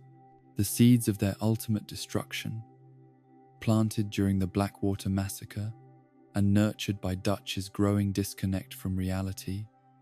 found rich soil in the ancient feuds and corrupting atmosphere of Rhodes. The gang that left Lemoyne was fundamentally different from the one that had arrived there, more violent, more desperate, and more divided against itself than ever before. The storms that lay ahead would test these new fractures to their breaking point, revealing just how much damage had been done to the bonds that had once held them together as a family. The sophisticated streets of Saint-Denis rose from the humid Louisiana landscape like a fever dream of European grandeur transplanted to American soil, its gas-lit boulevards and ornate architecture, creating an illusion of civilization and refinement that masked the same corruption and violence that plagued every corner of the dying frontier. Into this urban labyrinth came the Van der Linde gang, drawn by Angelo Bronte's promises of easy money and Dutch's growing obsession with proving himself the equal of any man, no matter how wealthy or well-connected he might be. What they found instead was a web of deceit and manipulation that would claim the lives of their most beloved members and shatter forever any remaining illusions about Dutch Van der Linde's fitness to lead them. Angelo Bronte's initial reception of the gang following Jack's rescue had been cordial enough, marked by the kind of elaborate courtesy that powerful men use to establish their dominance over those they consider their inferiors. His mansion in the Garden District had served as the setting for their first real glimpse into a world of criminal enterprise that operated according to rules they barely understood. where violence was just one tool among many, and where true power came from influence, corruption, and the ability to move through legitimate society without attracting unwanted attention. The Italian crime boss had studied Dutch with the calculating eye of a man who had built his empire by accurately assessing the strengths and weaknesses of everyone he encountered, and what he saw was both more and less than Dutch believed himself to be. Bronte recognized the charisma and intelligence that had allowed Dutch to build and maintain his gang, but he also perceived the fundamental insecurity and desperate need for validation that made the outlaw leader vulnerable to manipulation by anyone clever enough to appeal to his vanity and ambition. The trolley station job that Bronte eventually proposed to Dutch was presented as a gesture of mutual respect between criminal equals, an opportunity for the gang to demonstrate their capabilities while earning a substantial profit that would advance their goal of accumulating enough money to fund their escape to Tahiti. In reality, it was a carefully constructed trap designed to accomplish several of Bronte's objectives simultaneously, eliminating a potential rival, discrediting the gang in the eyes of local law enforcement, and providing him with a convenient scapegoat for his own criminal activities in the city. Dutch's acceptance of the trolley station job represented a fundamental failure of judgment that revealed how completely his ego had compromised his ability to think strategically about their situation. The obvious problems with the scheme, the limited potential for significant profit, the high likelihood of strong law enforcement response, the suspicious timing of Bronte's sudden generosity were all dismissed or rationalized away in his eagerness to prove that he could succeed where others might fail. Arthur Morgan's reservations about the job were immediate and instinctive, based not on any specific intelligence about Bronte's intentions, but on his hard-won understanding of how the criminal world actually operated. His attempts to voice these concerns to Dutch were met with the kind of dismissive irritation that had become increasingly common whenever anyone dared to question their leader's judgment or suggest that his plans might be flawed.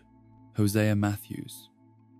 was even more direct in his opposition to the trolley station scheme, recognizing in it all the hallmarks of the kind of over-ambitious plot that had led them to disaster at Blackwater. His decades of experience with confidence games and criminal enterprises had taught him to recognize when someone was being set up, and every instinct he possessed warned him that Bronte was playing them for fools. The confrontation between Dutch and Hosea over the trolley station job marked a turning point in their relationship, as the philosophical differences that had always existed between them finally erupted into open conflict, where once they had been able to disagree while maintaining their fundamental respect and affection for each other. Dutch now seemed to view any opposition to his plans as evidence of declining loyalty and failing nerve. Hosea's attempts to explain why the job was almost certainly a trap were met with accusations that he had grown too old and cautious for the outlaw life, that his fears were preventing the gang from seizing opportunities that could secure their future freedom. The bitter irony of these accusations was not lost on either man, as they both understood that it was Dutch's reckless ambition rather than Hosea's caution that was placing them all in mortal danger. The execution of the trolley station robbery proceeded exactly as Bronte had planned, with the gang walking into a carefully prepared ambush that demonstrated just how thoroughly they had been outmaneuvered by their supposed ally. The minimal cash they managed to steal was hardly worth the effort of counting, while the overwhelming law enforcement response made it clear that every detail of their operation had been known in advance by the authorities. Dutch's reaction to the obvious trap was characteristic of how his thinking had evolved during their descent from the idealistic outlaws they had once been into the desperate criminals they were becoming. Instead of acknowledging that he had been deceived and manipulated, he constructed elaborate theories about how external forces had conspired against them, portraying their failure as evidence of their enemy's fear, rather than their own poor judgment. The rage that consumed Dutch following the trolley station disaster was unlike anything his followers had witnessed before, a cold fury that seemed to burn away whatever remained of the philosophical idealist they had once known and loved. His obsession with Angelo Bronte became the lens through which he viewed all their subsequent problems, transforming the Italian crime boss into a symbol of everything that stood in the way of their success and happiness. Arthur's growing concern about Dutch's mental state was evident in his private journal entries during this period, as he struggled to understand how the man who had raised him could have changed so completely and so rapidly. The mentor who had once preached the virtues of careful planning and moral restraint had been replaced by someone whose decisions seemed driven primarily by wounded pride and an almost pathological need to prove his superiority over anyone who dared to challenge him. The decision to kidnap Angelo Bronte from his heavily fortified mansion was presented by Dutch as a necessary step in their plan to rob the St. Denis Bank, a way of eliminating a potential obstacle while demonstrating their capabilities to anyone who might consider opposing them in the future. In truth, it was an act of personal revenge that had little to do with their practical needs and everything to do with Dutch's inability to accept that he had been outwitted and humiliated by someone he considered his inferior. The abduction of Bronte from his own home was carried out with the kind of meticulous planning and flawless execution that had once characterized all of the gang's operations. Yet the success of the tactical mission could not disguise the strategic folly of provoking someone whose influence and connections extended throughout the city's political and criminal establishments. They had gained a single prisoner while making enemies of an entire network of corrupt officials, crooked policemen, and criminal associates, whose combined power far exceeded their ability to resist or intimidate. Dutch's treatment of his captive during the boat ride through the bayous revealed the depths to which his moral compass had been corrupted by pride and resentment. The philosophical discussions about civilization and justice that he attempted to conduct with Bronte were grotesque parodies of the kind of intellectual discourse he had once genuinely valued, twisted now into instruments of psychological torture designed to humiliate and degrade his prisoner before killing him. Bronte's responses to Dutch's grandiose pronouncements were masterpieces of cutting wit and devastating analysis, delivered with the calm confidence of a man who understood that his captor's need to justify his actions revealed fundamental weaknesses that could be exploited even from a position of apparent powerlessness. His observations about Dutch's essential nature cut through all the philosophical pretensions to reveal the petty criminal and failed idealist beneath. The drowning of Angelo Bronte in the murky waters of the bayou was not a quick execution carried out in the heat of passion, but a prolonged act of sadistic cruelty that demonstrated how completely Dutch's capacity for empathy and moral restraint had been eroded by his obsession with dominance and control. The methodical nature of the killing, the obvious pleasure Dutch took in his victim's suffering, and his complete indifference to the horror and disgust of his followers marked the final transformation of the philosophical outlaw into something indistinguishable from the common murderers he had once claimed to despise. Arthur Morgan's reaction to witnessing Bronte's execution was visceral and immediate, a profound shock that forced him to confront the reality of what Dutch had become and what that transformation meant for all of them. The man who had raised him from childhood,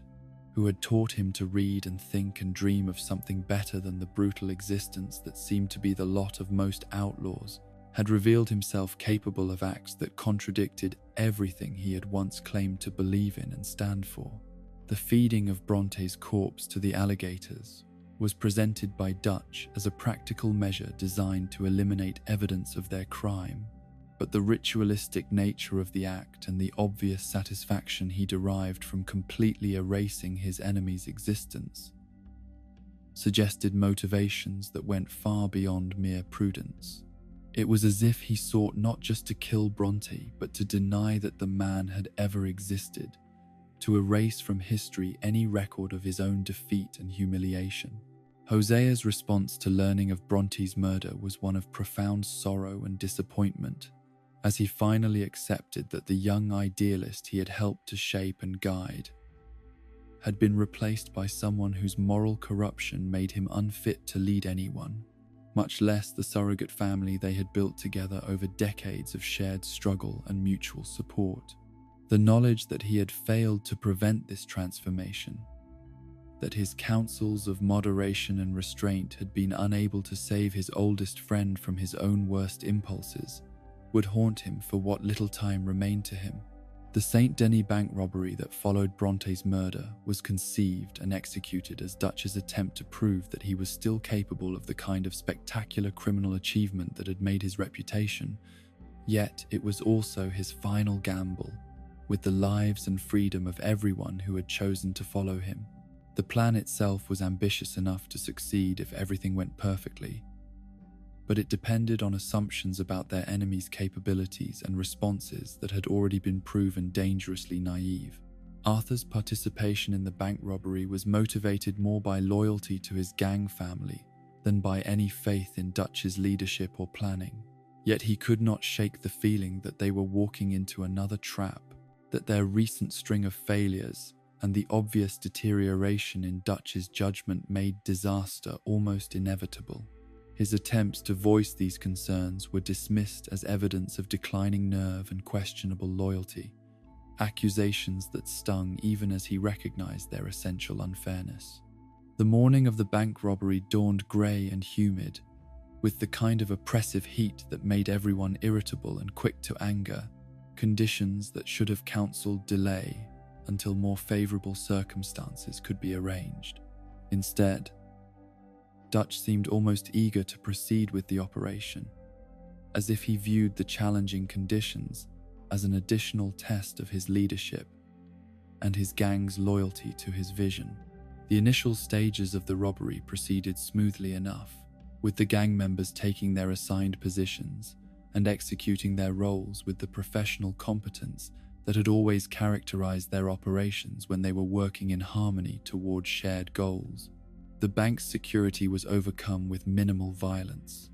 The staff and customers were secured without incident, and for a brief moment it seemed as though Dutch's confidence in their abilities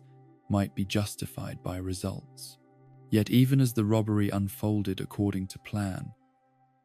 there were subtle signs that something was fundamentally wrong with their situation, warning signals that should have alerted them to the danger that was rapidly approaching from multiple directions. The streets around the bank seemed unusually quiet for the time of day. Pedestrian traffic was lighter than normal, and there was a tension in the air that suggested the kind of careful preparation that preceded a major law enforcement operation. The arrival of Agent Milton and his Pinkerton forces was not the random bad luck that Dutch would later claim it to be, but the inevitable result of their recent activities and the attention they had attracted through their high-profile crimes and violent confrontations with local authorities. The detectives' ability to locate and surround them so quickly suggested a level of intelligence and preparation that made their situation far more desperate than any of them had initially realized. Hosea Matthews's attempt to negotiate with the Pinkertons was characteristic of his lifelong belief that most conflicts could be resolved through reason and careful diplomacy rather than violence.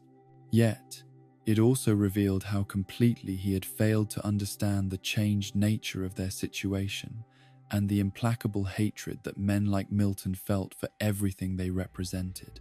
His faith in the power of words to diffuse even the most dangerous situations would prove tragically misplaced. The gunshot that ended Hosea's life seemed to echo through the streets of Saint Denis forever, a sharp crack that marked the beginning of the end for everything the Van der Linde gang had once been and hoped to become. His death was not just the loss of a beloved friend and advisor, but the destruction of the moral center that had helped hold their community together through decades of hardship and challenge. Arthur's reaction to seeing Hosea fall was one of pure rage and grief, emotions so powerful that they temporarily overwhelmed his tactical instincts and survival reflexes, leaving him exposed to enemy fire in ways that could have proven fatal,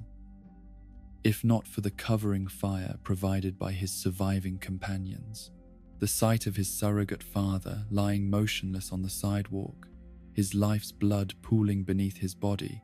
was a trauma that would haunt Arthur for the remainder of his own shortened life. The running gun battle that followed Hosea's murder was unlike anything the gang had experienced before, a desperate fight for survival against overwhelming odds that tested every skill they had learned during their years as professional criminals.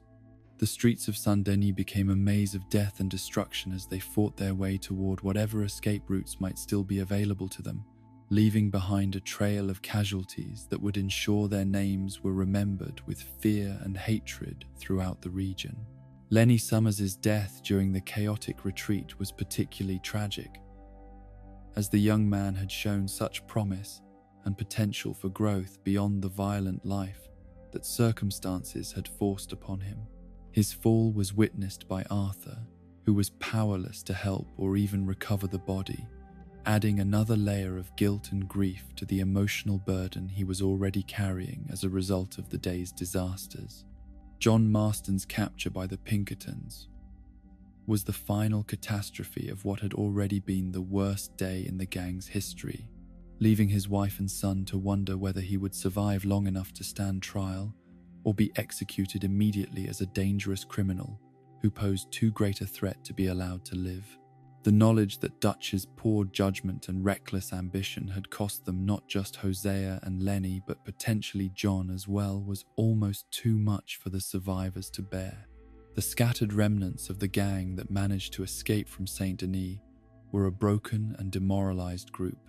their faith in Dutch's leadership shattered by the magnitude of the disaster he had led them into and their hope for the future dimmed by the loss of the men who had been the heart and soul of their community.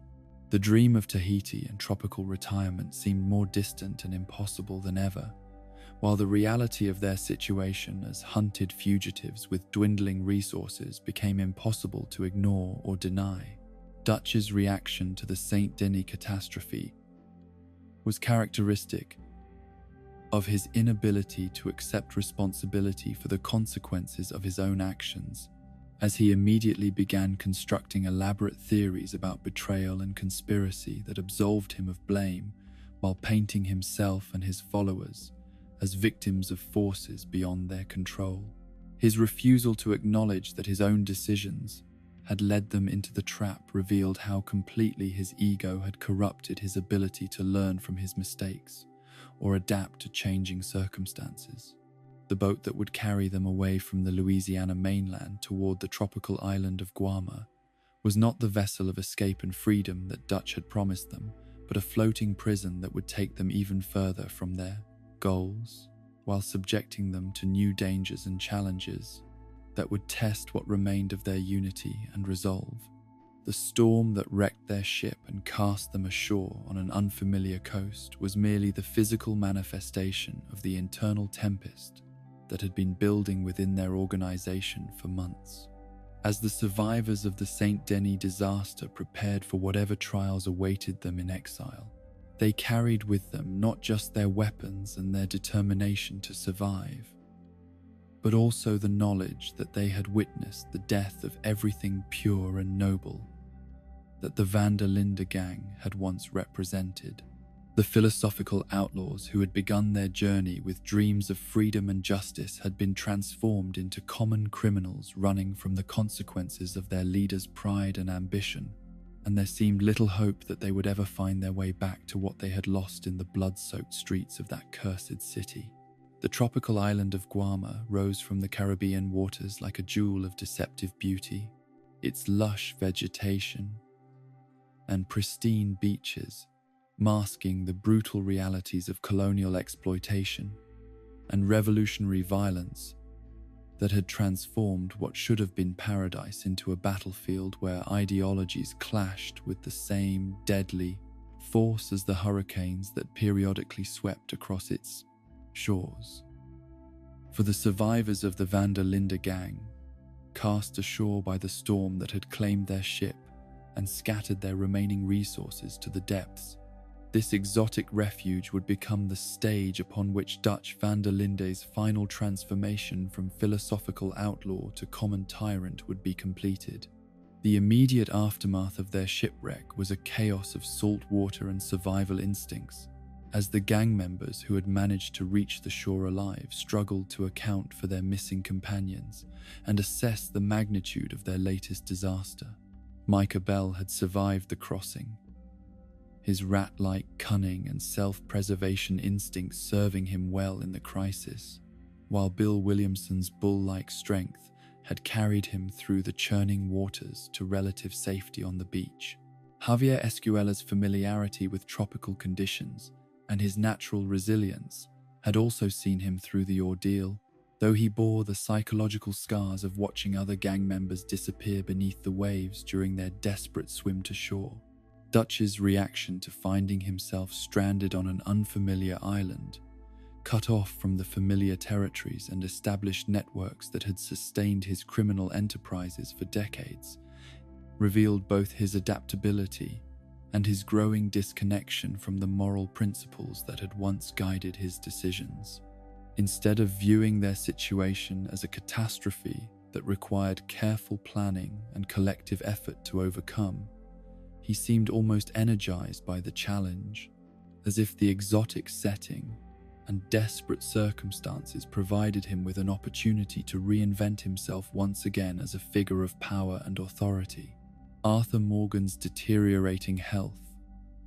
already compromised by the stress and hardships of their recent disasters, was further undermined by the tropical climate and the physical demands of survival in an unfamiliar environment. The persistent cough that had begun to trouble him during their time in St. Denis grew worse under the humid conditions, though he dismissed it as a temporary inconvenience that would resolve itself once they managed to return to more favorable circumstances and familiar surroundings. The political situation on Guam was a powder keg of competing interests and ancient grievances, with the indigenous population and imported workers struggling against the oppressive rule of a sugar plantation system that enriched distant investors while grinding down everyone who actually lived and labored on the island. The revolutionary movement, led by Hercule Fontaine, represented both genuine aspirations for freedom and justice, and the kind of violent extremism that Dutch had always claimed to oppose. Yet his response to their cause revealed how completely his moral compass had been corrupted by his experiences on the mainland. Dutch's initial encounters with the revolutionary leaders were marked by the same combination of charismatic manipulation and philosophical grandstanding that had characterized his approach to every new situation since the early days of his criminal career. Yet there was a difference in his demeanor and his rhetoric that was apparent to anyone who had known him before the Blackwater disaster. A hardness and cynicism that seemed to have replaced the genuine idealism that had once made his speeches inspiring rather than merely self-serving. The sugar plantation that dominated the island's economy was a monument to human cruelty and exploitation that should have aroused Dutch's indignation and moral outrage. Yet his reaction to witnessing the brutal conditions under which the workers labored was disturbingly pragmatic rather than emotional. Instead of seeing in their suffering a call to action against injustice, he seemed to view it primarily as an opportunity to gain allies and resources for his own purposes, calculating how their desperation could be turned to his advantage rather than feeling genuine sympathy for their plight. Arthur's growing discomfort with Dutch's behavior on Guam was evident in his private observations and his increasingly strained interactions with their leader, as he struggled to reconcile the man before him with his memories of the mentor who had raised him from childhood and shaped his understanding of right and wrong. The philosophical discussions that had once been a regular feature of their evening conversations became rare and one-sided. with Dutch holding forth on his theories about civilization and progress, while showing little interest in Arthur's thoughts or concerns. The alliance that Dutch forged with the revolutionary forces was presented as a natural partnership between freedom fighters who shared common enemies and common goals. Yet the reality was far more complex and disturbing than his rhetoric suggested. His enthusiasm for the revolutionaries' violent tactics and his apparent pleasure in the destruction they were causing revealed a man who had abandoned any pretense of moral restraint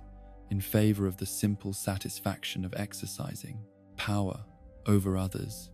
Micah Bell's influence over Dutch became even more apparent during their time on Guarma, as the manipulative gunman demonstrated his ability to anticipate and reinforce his leader's worst impulses while positioning himself as the only gang member who truly understood and supported Dutch's evolving worldview. His conversations with Dutch during this period were masterpieces of psychological manipulation, carefully designed to feed the older man's growing paranoia and sense of persecution, while encouraging his most violent and destructive tendencies. The military operations that the gang undertook alongside the revolutionary forces were characterized by a level of brutality and indiscriminate violence that would have been unthinkable during their earlier years,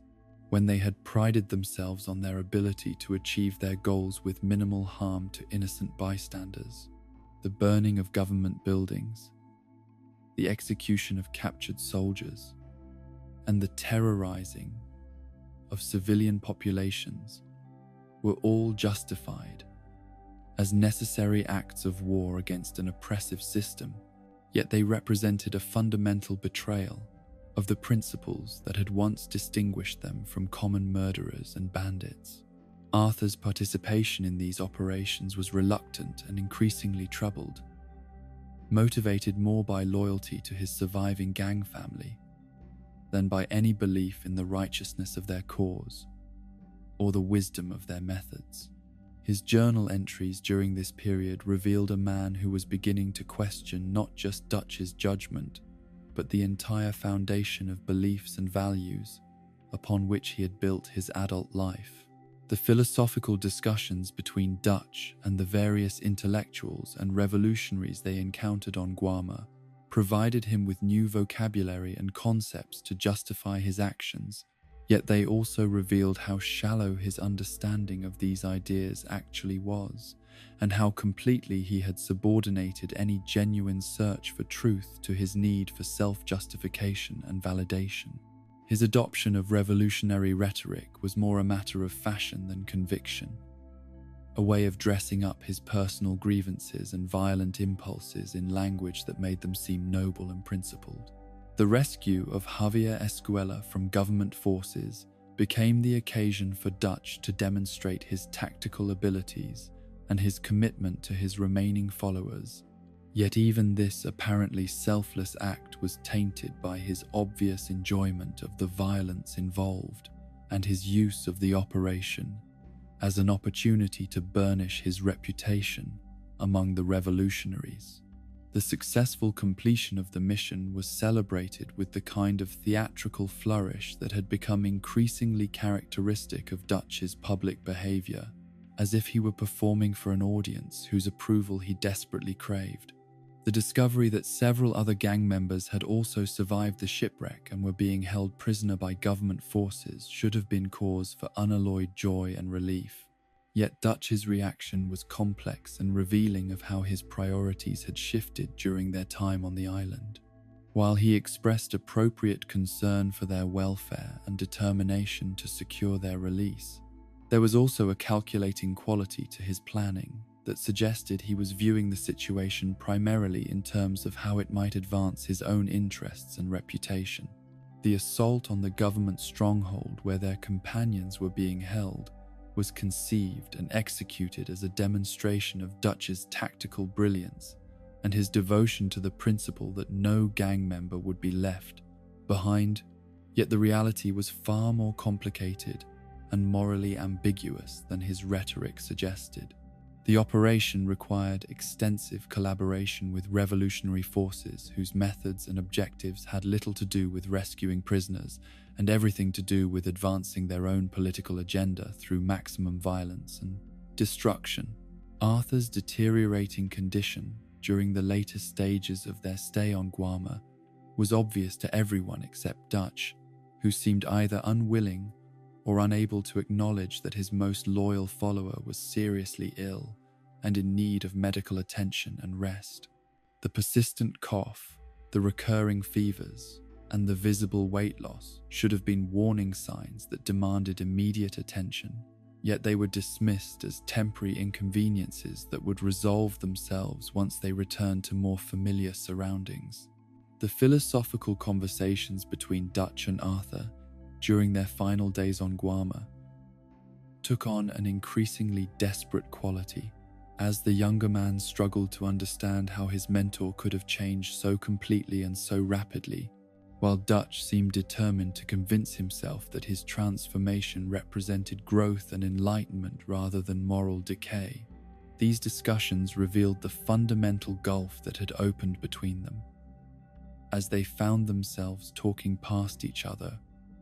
rather than with each other, unable to bridge the gap that had been created by their divergent experiences and interpretations of recent events. The departure from Guam was accomplished through a combination of revolutionary assistance and Dutch's own tactical planning, yet the success of their escape could not disguise the fact that they were leaving behind a situation that they had helped to create, and that would continue to generate suffering and violence long after their departure. The revolutionary movement they had aided would go on to commit atrocities in the name of freedom and justice, while the government forces they had opposed would respond with even greater brutality and repression. The boat that carried them away from the tropical island was crowded with survivors whose experiences had changed them in ways that would not become fully apparent until they returned to the familiar territories and challenges of the American mainland. Dutch's satisfaction with their successful escape was evident in his demeanor and his conversations with his followers, yet there was also a quality of hollow triumph to his celebration, as if he understood on some level that what they had accomplished was not actually worthy of pride or satisfaction. Arthur's reflections on their time on Guam were colored by his growing awareness of his own mortality and his increasing doubts about the path they had chosen to follow, yet they were also marked by a persistent loyalty to Dutch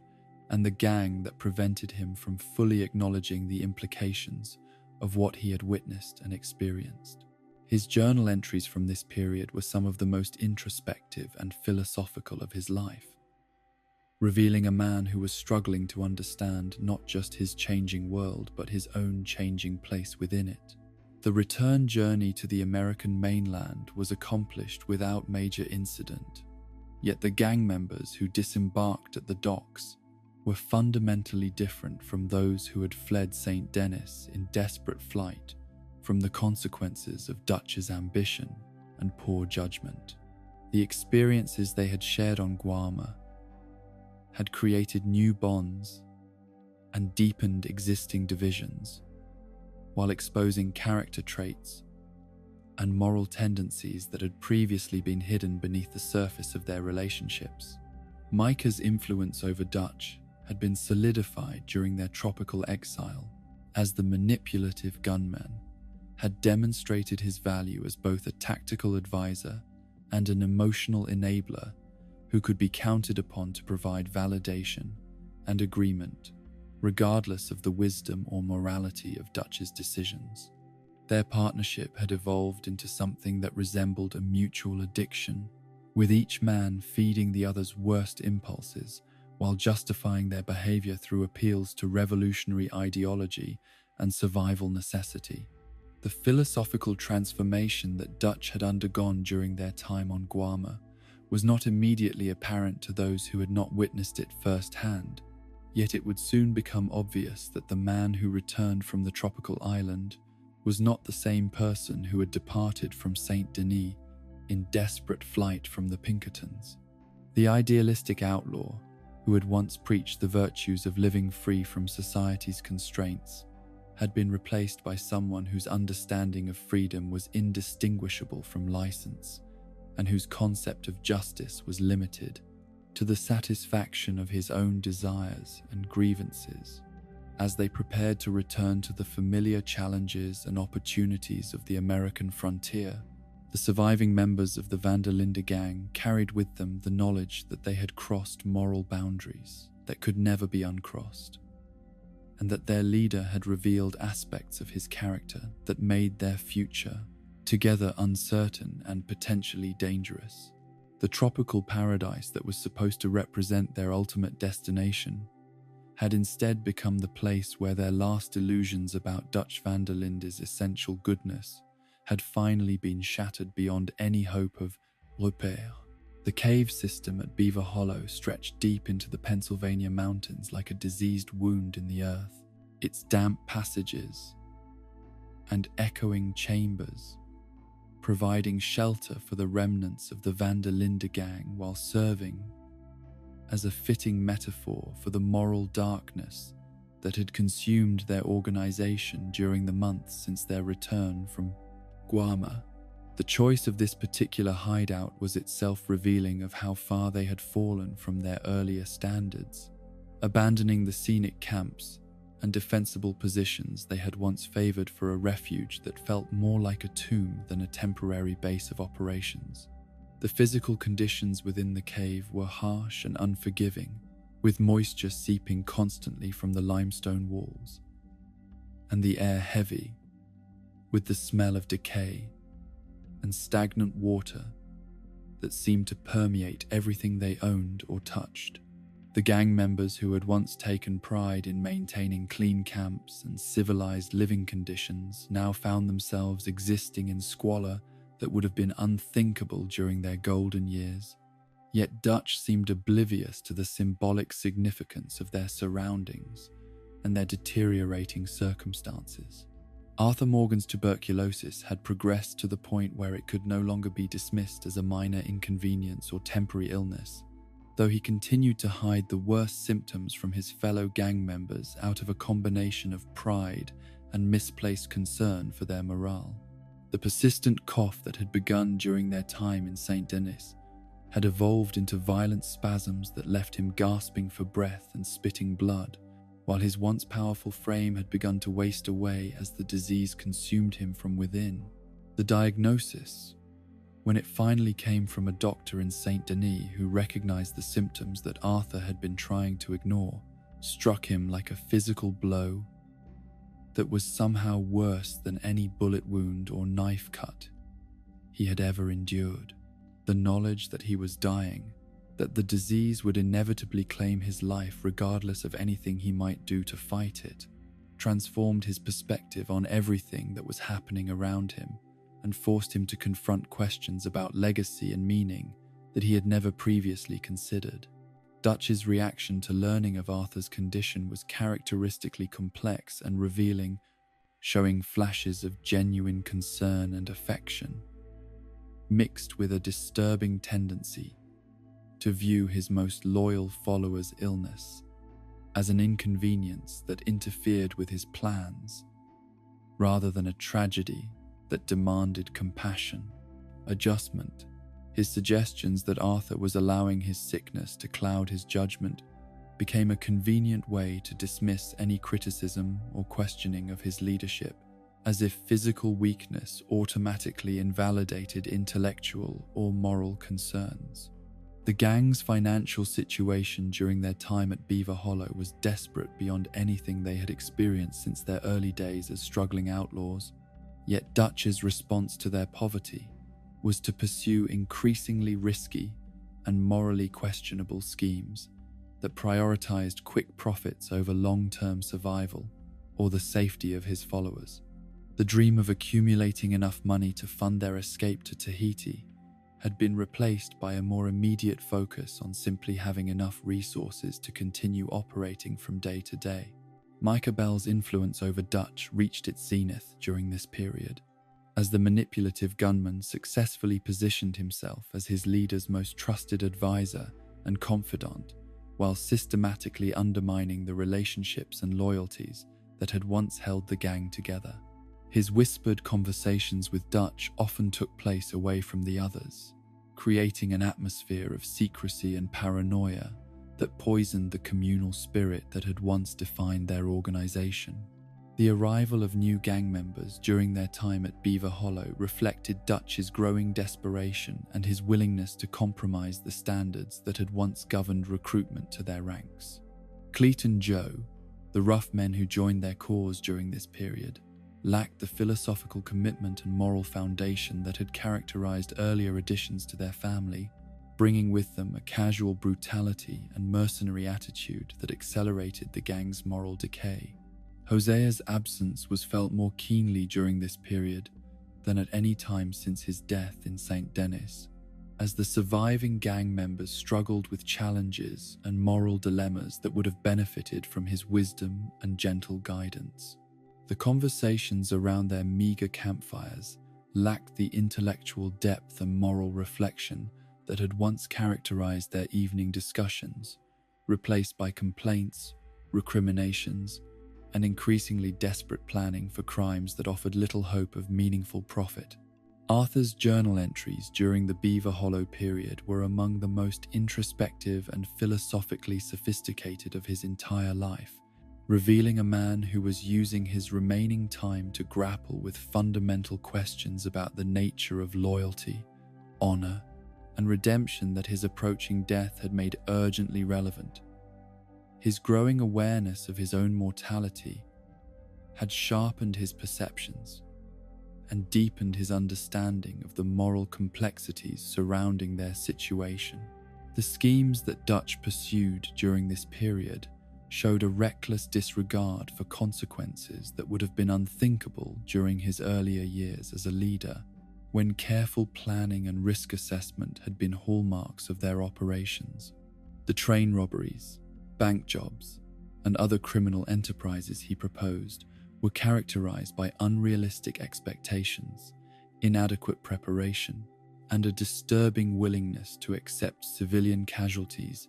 as an inevitable cost of doing business. John Marston's rescue from Sisika Penitentiary was one of the few genuinely heroic acts that the gang accomplished during their time at Beaver Hollow. Yet even this successful operation was tainted by Dutch's obvious reluctance to risk resources and manpower for someone he increasingly viewed as a potential rival rather than a beloved surrogate son. The complex planning and dangerous execution of the jailbreak demonstrated that they were still capable of the kind of coordinated action that had once made them legendary. Yet, the aftermath revealed how little satisfaction Dutch derived from saving someone whose loyalty he had begun to question. The alliance with the Wapiti tribe and their charismatic leader, Eagle Flies, provided Dutch with another opportunity to present himself as a champion of the oppressed while pursuing his own agenda of revenge against the forces of Boses, civilization that he blamed for all their misfortunes. His encouragement of the young Native Americans' most violent and reckless impulses was characteristic of how his approach to leadership had evolved from guidance and protection toward manipulation and exploitation. Arthur's growing opposition to Dutch's involvement with the Wapiti was based on his recognition that their leader was using the tribe's legitimate grievances as a vehicle for his own psychological needs,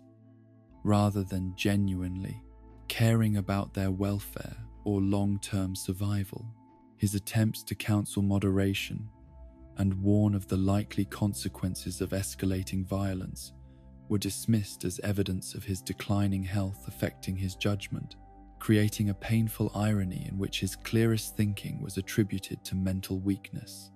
The train robbery that Dutch planned in collaboration with Eagle Flies and his warriors was presented as a strike against the forces of oppression and exploitation. Yet it was actually a deeply selfish act that sacrificed Native American lives for minimal financial gain, while escalating a conflict that could only end in disaster for the indigenous people involved. The success of the operation from a tactical standpoint could not disguise its moral bankruptcy or its devastating consequences for everyone involved. Eagle Flies' death during the aftermath of the train robbery was a direct result of Dutch's manipulation and encouragement, yet their leader's reaction to the young man's sacrifice was disturbingly detached and calculating rather than grief-stricken. His eulogy for the fallen warrior was filled with the kind of grandiose rhetoric that had once inspired his followers, but it rang hollow to anyone who understood how completely Dutch's actions had contributed to the tragedy. The internal divisions within the gang became increasingly apparent during their time at Beaver Hollow, as longtime members began to question not only Dutch's specific decisions, but his fundamental fitness to lead them toward any kind of positive future. The conversations between Arthur, John, Charles, and other original gang members took on a conspiratorial quality as they discussed their concerns and explored options that would once have been unthinkable. Dutch's paranoia during this period reached levels that interfered with his ability to function as a leader, as he began to see betrayal and disloyalty in every question or suggestion that challenged his authority or judgment. His accusations that Arthur was allowing his illness to affect his thinking were particularly cruel, using his most loyal followers' physical weakness as a weapon to dismiss criticism that was actually more perceptive and accurate than ever before. The plan to rob the Ansberg mine payroll was typical of Dutch's decision-making during this period, combining unrealistic expectations of profit with inadequate consideration of the risks involved and the likelihood of strong resistance from well-prepared defenders. The operation's failure was predictable to anyone who understood the changing nature of law enforcement and industrial security. Yet Dutch seemed genuinely surprised by the strength of the opposition they encountered. Sadie Adler's transformation from grieving widow to hardened killer had reached its completion during their time at Beaver Hollow, creating both a valuable ally in their increasingly desperate circumstances and a troubling example of how their way of life corrupted everyone who embraced it fully. Her thirst for revenge had become an end in itself, rather than a means to achieve justice, turning her into something that was barely distinguishable from the criminals and murderers she claimed to oppose. The robbery of the St. Denis trolley station, undertaken despite the obvious parallels to the disaster that had cost them Hosea and Lenny, demonstrated how completely Dutch had abandoned the careful planning and risk assessment that had once characterized his approach to criminal enterprises. The operation's success was due more to luck than skill, while its aftermath created new enemies and complications that further reduced their already limited options for escape or reconciliation. Miss Grimshaw's growing concern about the gang's direction and Dutch's leadership put her in an increasingly dangerous position, as her attempts to maintain some semblance of order and moral standards within their deteriorating organization brought her into conflict with Micah and his growing influence over their leader. Her loyalty to the gang's original principles and her protective instincts toward the younger members made her a target for elimination by those who benefited from the current chaos and moral confusion. The confrontation between Miss Grimshaw and Micah over his treatment of other gang members was inevitable given their fundamentally different visions of what their organization should be and how its members should be treated. Her death at Micah's hands was not just the elimination of a troublesome critic, but a symbolic moment that marked the complete triumph of brutality and cynicism over the nurturing and protective instincts that had once helped define their community. Dutch's failure to respond appropriately to Miss Grimshaw's murder revealed how completely his moral compass had been corrupted by his obsession with maintaining power and avoiding criticism. His inaction, in the face of an obviously unjustified killing, demonstrated that he was no longer capable of distinguishing between acceptable and unacceptable behavior within his organization, or that he simply no longer cared about such distinctions. Arthur's reaction to witnessing Miss Grimshaw's death was one of pure rage and disgust, as he finally understood that Dutch was no longer the man who had raised him and shaped his understanding of right and wrong.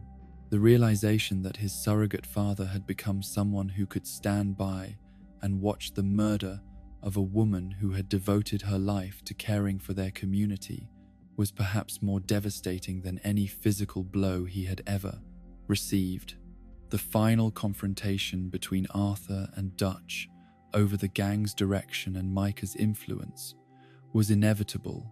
given the irreconcilable differences in their visions of what their organization should be and how its members should be treated. Arthur's accusations that Dutch had abandoned everything they had once stood for were met with counter-accusations that his illness was affecting his judgment and his loyalty, creating a painful dialogue between two men who had once loved each other like father and son. The revelation that there was indeed a rat within their organization, someone who had been feeding information to the Pinkertons and enabling their enemies to track and ambush them repeatedly, should have been a moment of clarity that brought them together in common cause against their betrayer. Instead, Dutch's refusal to acknowledge the obvious evidence pointing to Micah as the traitor demonstrated how completely his judgment had been compromised by his emotional dependence on the one person who still provided him with unqualified support and validation. Milton's confirmation that Micah had been working with the Pinkertons since their return from Guarma was devastating, not just because of the betrayal itself, but because of what Dutch's protection of the traitor revealed about how far their leader had fallen from the principles he had once espoused. The knowledge that Dutch was willing to sacrifice Arthur, John, and everyone else in the gang rather than admit that he had been deceived by someone he trusted was the final nail in the coffin of their relationship and their organization. As the Pinkerton forces closed in on their cave hideout and the final moments of the Van der Linde gang's existence approached, the surviving members were forced to confront the reality that their chosen family was dissolving into its component parts, destroyed not by external enemies, but by the internal contradictions and moral failures that had been building within their organization for years. The dreams of brotherhood and freedom that had once sustained them through hardship and danger had been replaced by fear, suspicion, and the desperate struggle for individual survival that marked the end of everything they had once believed in and fought to protect. The final collapse of the Van der Linde gang began not with a dramatic confrontation or spectacular failure, but with the quiet, inexorable pressure of Arthur Morgan's deteriorating health and his growing understanding that the man he had followed since childhood was no longer worthy of the loyalty and love he had given so freely for so many years. The tuberculosis that ravaged his body had become a mirror for the moral decay that was consuming their organization from within, forcing him to confront truths about Dutch van der Linde that he had spent decades refusing to acknowledge or accept. The morning that would prove to be their last as a unified gang dawned grey and cold over the mountains of Pennsylvania, with a bitter wind that seemed to carry with it the scent of endings and the promise of winter's approach. Arthur's coughing fits had grown more violent during the night, leaving him weakened and struggling to hide the blood that now came with increasing frequency. Yet he forced himself to rise and prepare for whatever challenges the day might bring, driven by a sense of duty and purpose that transcended his own physical suffering. Dutch's behavior during these final days had become increasingly erratic and paranoid, as he struggled to maintain control over a situation that was rapidly spiraling beyond his ability to manage or comprehend. His conversations with the surviving gang members were marked by a desperate quality that revealed his growing awareness that everything he had built over decades of careful cultivation was crumbling around him. Yet his responses to this crisis remained characteristically self-serving and delusional. The confrontation between Arthur and Dutch that had been building for months finally erupted during a planning session for what would prove to be their final job together. As Arthur's patience with his leader's self-deception and moral blindness reached its breaking point, his accusations that Dutch had abandoned everything they once stood for were delivered with the quiet intensity of a man who had nothing left to lose, each word carrying the weight of years of accumulated disappointment and betrayal. Dutch's response to Arthur's criticism was revealing of how completely his perception of reality had been distorted by pride and self-justification, as he attributed his most loyal followers' concerns to the effects of illness rather than acknowledging any validity in the moral and practical objections being raised. His suggestion that tuberculosis was affecting Arthur's judgment was not just medically ignorant, but psychologically cruel, using physical weakness as a weapon to dismiss criticism that was actually more perceptive and accurate than it had ever been.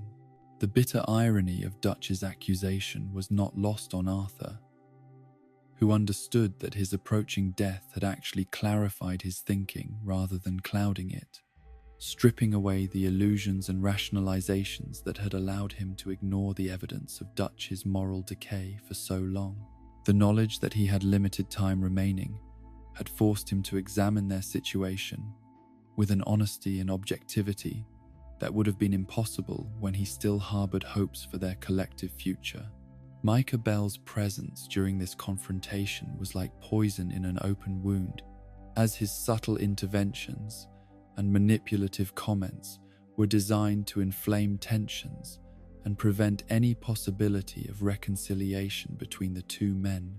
whose relationship had once been the emotional foundation of their entire organization. His whispered asides to Dutch and his knowing smirks at Arthur's expense revealed a man who took genuine pleasure in the destruction of bonds that others considered sacred. The final job that Dutch proposed,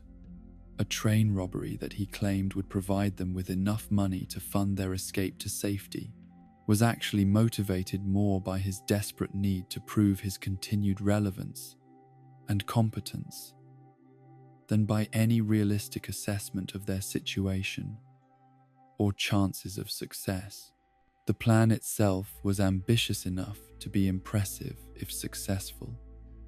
yet it depended on assumptions about their enemy's capabilities and responses that had already been proven dangerously naive through bitter experience. Arthur's participation in what he suspected might be his final criminal enterprise was motivated not by faith in Dutch's leadership or optimism about their prospects, but by his determination to protect the other gang members who might be endangered by the operation's likely failure. His journal entries before the job revealed a man who was preparing for death while hoping against hope that some miracle might still save the people he had come to love as his true family. The train itself was more heavily defended than Dutch's intelligence had suggested, with Pinkerton agents and military personnel aboard in numbers that made success unlikely and escape even more problematic. The resistance they encountered was fierce and well coordinated, suggesting that their enemies had been expecting such an attack and had prepared accordingly, raising uncomfortable questions about how their plans had become known to those who sought to destroy them. The running battle that developed as they fought their way through the train cars was unlike anything they had experienced during their earlier, more successful operations, marked by a level of desperation and brutality that reflected the changed nature of both their organization and their enemies. The professional competence that had once characterized their work had been replaced by the kind of savage fighting that marked the end of civilizations, rather than the activities of principled outlaws. John Marston's wounding during the train robbery created a crisis that would test every remaining bond of loyalty and affection within their disintegrating organization, as his injuries were severe enough to slow their escape while making him vulnerable to capture by the pursuing forces that were closing in on their position. The decision about whether to risk the entire group's safety to save one wounded member became the final test of what remained of their commitment to the principle that no one would be left behind. Dutch's response to John's injury was characteristic of how his priorities had evolved during their descent from idealistic outlaws to desperate criminals, as he seemed more concerned with the tactical implications of the delay than with the welfare of someone he had once claimed to love as a son. His willingness to consider abandoning John rather than accepting the increased risk to his own safety revealed how completely his capacity for genuine love and self-sacrifice had been corroded by years of accumulated selfishness and moral compromise. Arthur's determination to ensure John's safety, regardless of the cost to himself or anyone else, represented the opposite of Dutch's pragmatic calculations, reflecting a moral clarity that had been sharpened rather than dulled by his approaching death. His insistence that they would not abandon their wounded companion was delivered with an authority that temporarily overrode Dutch's leadership, creating a moment of role reversal that foreshadowed the final dissolution of their relationship. The pursuit that followed their escape from the train was relentless and professional, conducted by men who understood their quarry's methods and capabilities while possessing superior resources and coordination. The Pinkerton agents who tracked them through the wilderness were not the bumbling lawmen of earlier encounters, but experienced professionals who had studied their targets and prepared accordingly for what they expected would be the final confrontation. As they fled deeper into the mountains with their pursuers closing the distance behind them, the physical and emotional strain of their situation began to take its toll on everyone involved, yet it affected each man differently according to his character and priorities. Dutch seemed energized by the drama and danger of their situation, as if the approaching climax validated his self-image as a figure of legendary status, while Micah appeared to relish the violence and chaos that surrounded them. Arthur's deteriorating condition made every mile of their flight an ordeal that tested his remaining strength and determination,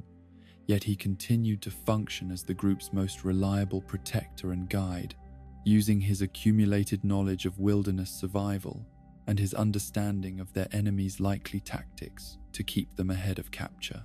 His coughing fits were now accompanied by severe chest pain and periods of weakness that made it difficult to maintain the pace necessary for escape. The realization that they were being driven toward a specific location rather than simply being pursued by opportunistic hunters became apparent as their flight continued,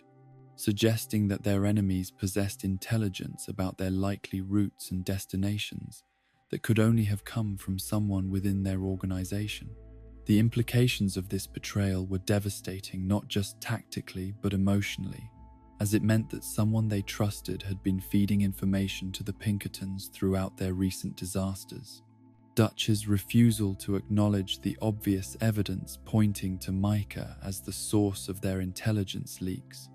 was perhaps the most damning revelation of how completely his judgment had been compromised by his emotional dependence on the one person who still provided him with unqualified support and validation. His protection of someone who was clearly working against their interests demonstrated that his personal needs had completely superseded his responsibilities as a leader and protector of his followers. The confrontation with Agent Milton that finally confirmed Micah's treachery should have been a moment of clarity that united them against their common betrayer, yet Dutch's reaction revealed how far he had traveled from the man who had once inspired such loyalty and devotion. Instead of expressing outrage at being deceived or determining to make their traitor pay for his betrayal,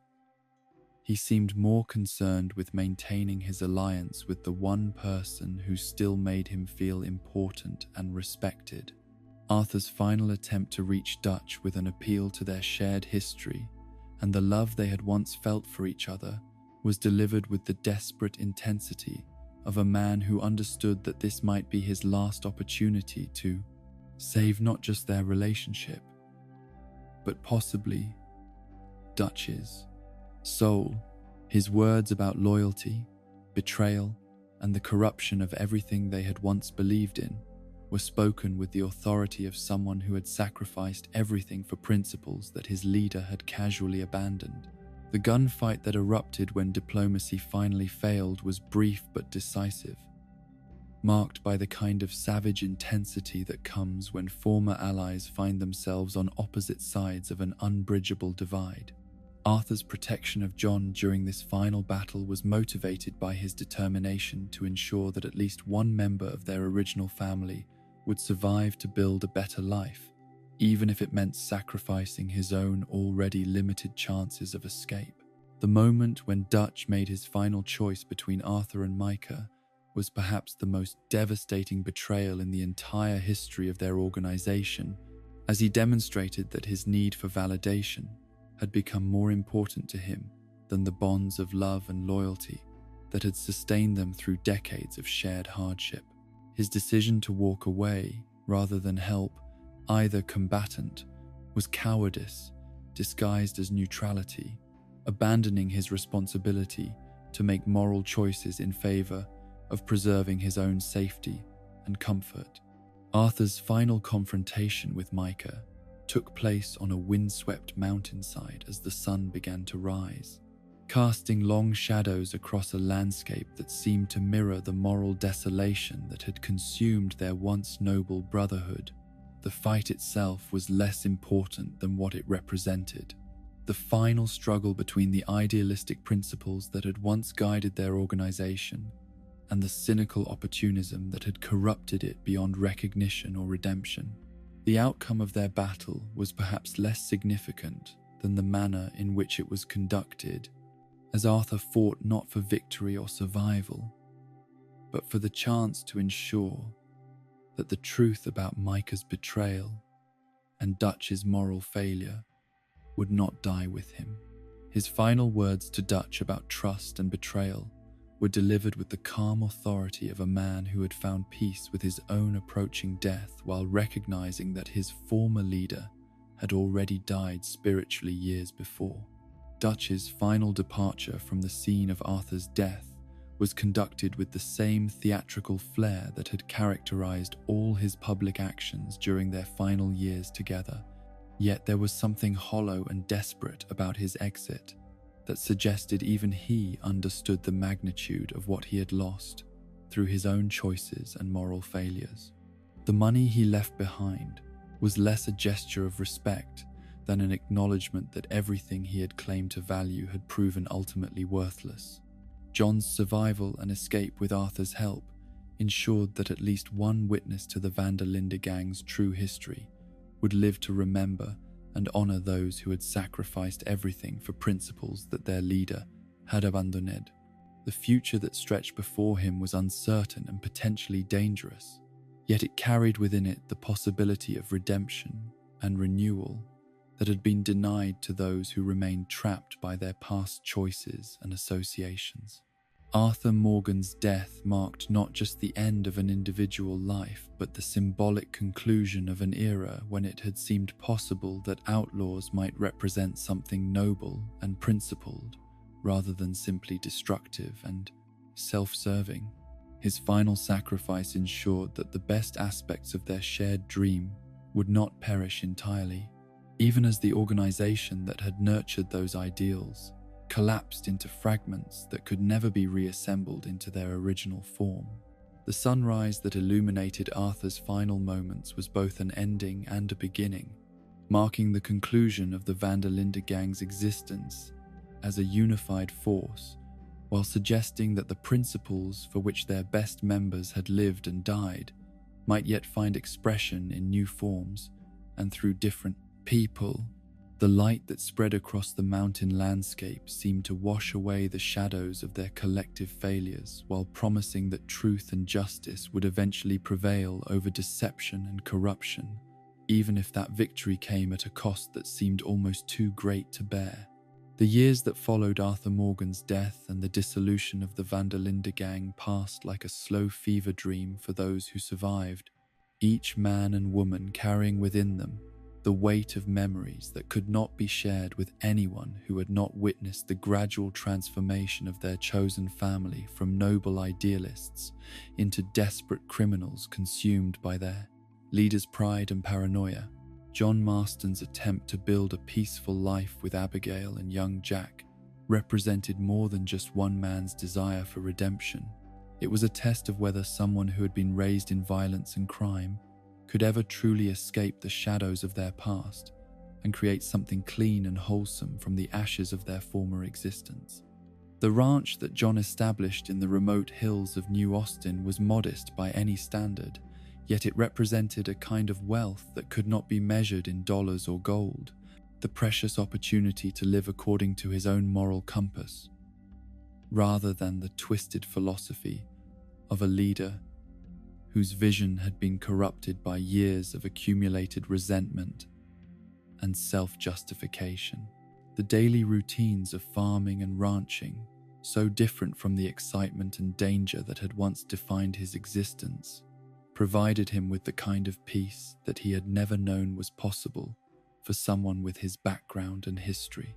Abigail's transformation from camp follower to respectable ranch wife was perhaps even more remarkable than John's evolution from outlaw to farmer, as she embraced the conventional domestic role that society expected of her, while maintaining the inner strength and independence that had allowed her to survive in a world dominated by violent men with little regard for anyone's welfare but their own. Her fierce protection of Jack and her determination to provide him with opportunities for education and advancement that she and John had never enjoyed, revealed the depth of her love and the power of her hope for the future. Young Jack's growth from the frightened child who had been kidnapped by the Braithwaites into a bright and curious boy who loved books and learning more than guns and violence seemed to validate the choices his parents had made about leaving their criminal past behind. His innocence and enthusiasm for knowledge represented everything that was possible when children were raised with love and stability, rather than being indoctrinated into a life of crime and moral compromise from an early age. Yet the ghosts of the Linde gang were not so easily laid to rest, and the peace that the Marston family had worked so hard to build was haunted by memories of those who had not survived to enjoy the redemption that John had found through Arthur's sacrifice.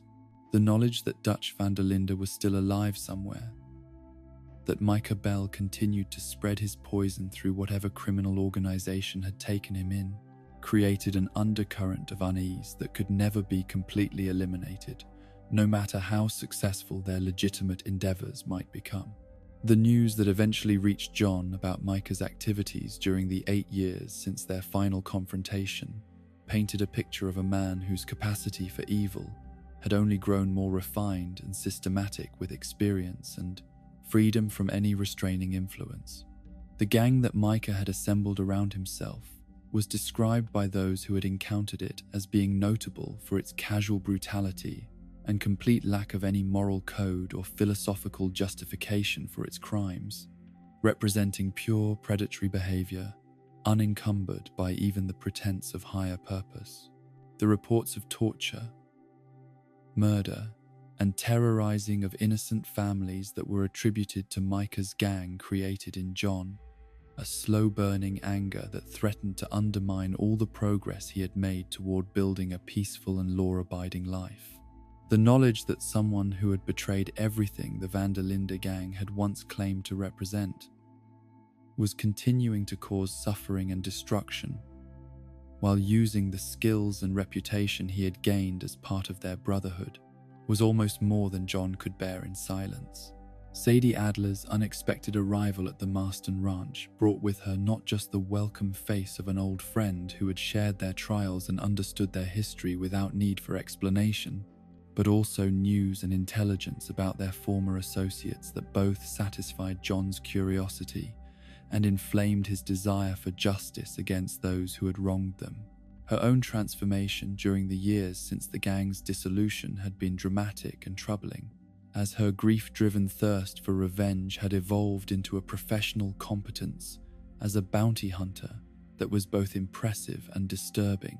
The conversation between John and Sadie about their shared past and their divergent paths since Arthur's death revealed two people who had been shaped by the same traumatic experiences but had drawn very different lessons from their suffering. Where John had sought redemption through the embrace of conventional morality and domestic responsibility, Sadie had found her purpose in the pursuit and punishment of criminals whose crimes reminded her of those who had destroyed her own peaceful life years before. Charles Smith's presence alongside Sadie provided a welcome reminder that not all of their former associates had been consumed by the violence and moral confusion that had characterized their final years as a gang. His quiet dignity and continued adherence to the principles that had once guided their organization offered proof that it was possible to maintain one's integrity even after witnessing the kind of betrayal and moral collapse that had destroyed their chosen family. The intelligence that Sadie and Charles brought about Micah's current whereabouts and activities was both more specific and more disturbing than anything John had heard through the informal networks of gossip and rumor that connected the scattered communities of the frontier.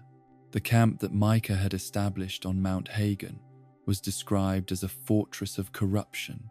where the most depraved criminals in the territory gathered to plan increasingly audacious and brutal crimes under the leadership of someone who had learned to combine tactical competence with complete moral indifference. The decision to confront Micah and his gang was not made lightly or impulsively, though John's anger and desire for justice were certainly factors in his reasoning. More important was his recognition that as long as Micah remained free to continue his predatory activities while trading on the reputation and skills he had gained as part of the Linde gang, every former member of their organization would remain tainted by association with his crimes and vulnerable to retaliation from his victims' friends and families. Abigail's opposition to John's plan was both understandable and heart-wrenching, as she pleaded with him to consider what his death or imprisonment would mean for Jack's future and their family's security. Her arguments were rational and compelling, based on a clear-eyed assessment of the risks involved and the likelihood that confronting dangerous criminals would result in tragedy for everyone concerned. Yet they could not address the deeper moral questions that drove John's determination to act. The preparation for the assault on Mount Hagen was conducted with the same careful attention to detail and tactical considerations that had characterized the Linde gang's operations during their most professional period, though the emotional context was entirely different. Instead of planning a crime for personal enrichment, they were preparing to dispense justice against someone who had betrayed their trust and continued to dishonor their shared history through his ongoing criminal activities. The journey to Mount Hagen through the snow-covered wilderness of the Grizzly Mountains was both a physical ordeal and a psychological journey backward through time, as each mile brought them closer, not just to their target but to a confrontation with the ghosts of their former lives and the choices that had led them to this moment. The familiar landscape held memories of better times when their brotherhood had seemed capable of withstanding any external pressure or internal division.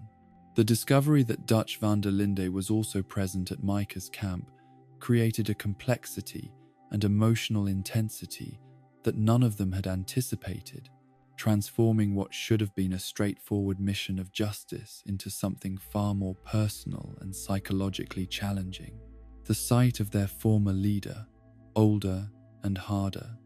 but still recognizably the man who had shaped their understanding of loyalty and principle, awakened feelings of love, anger, and disappointment that had been buried,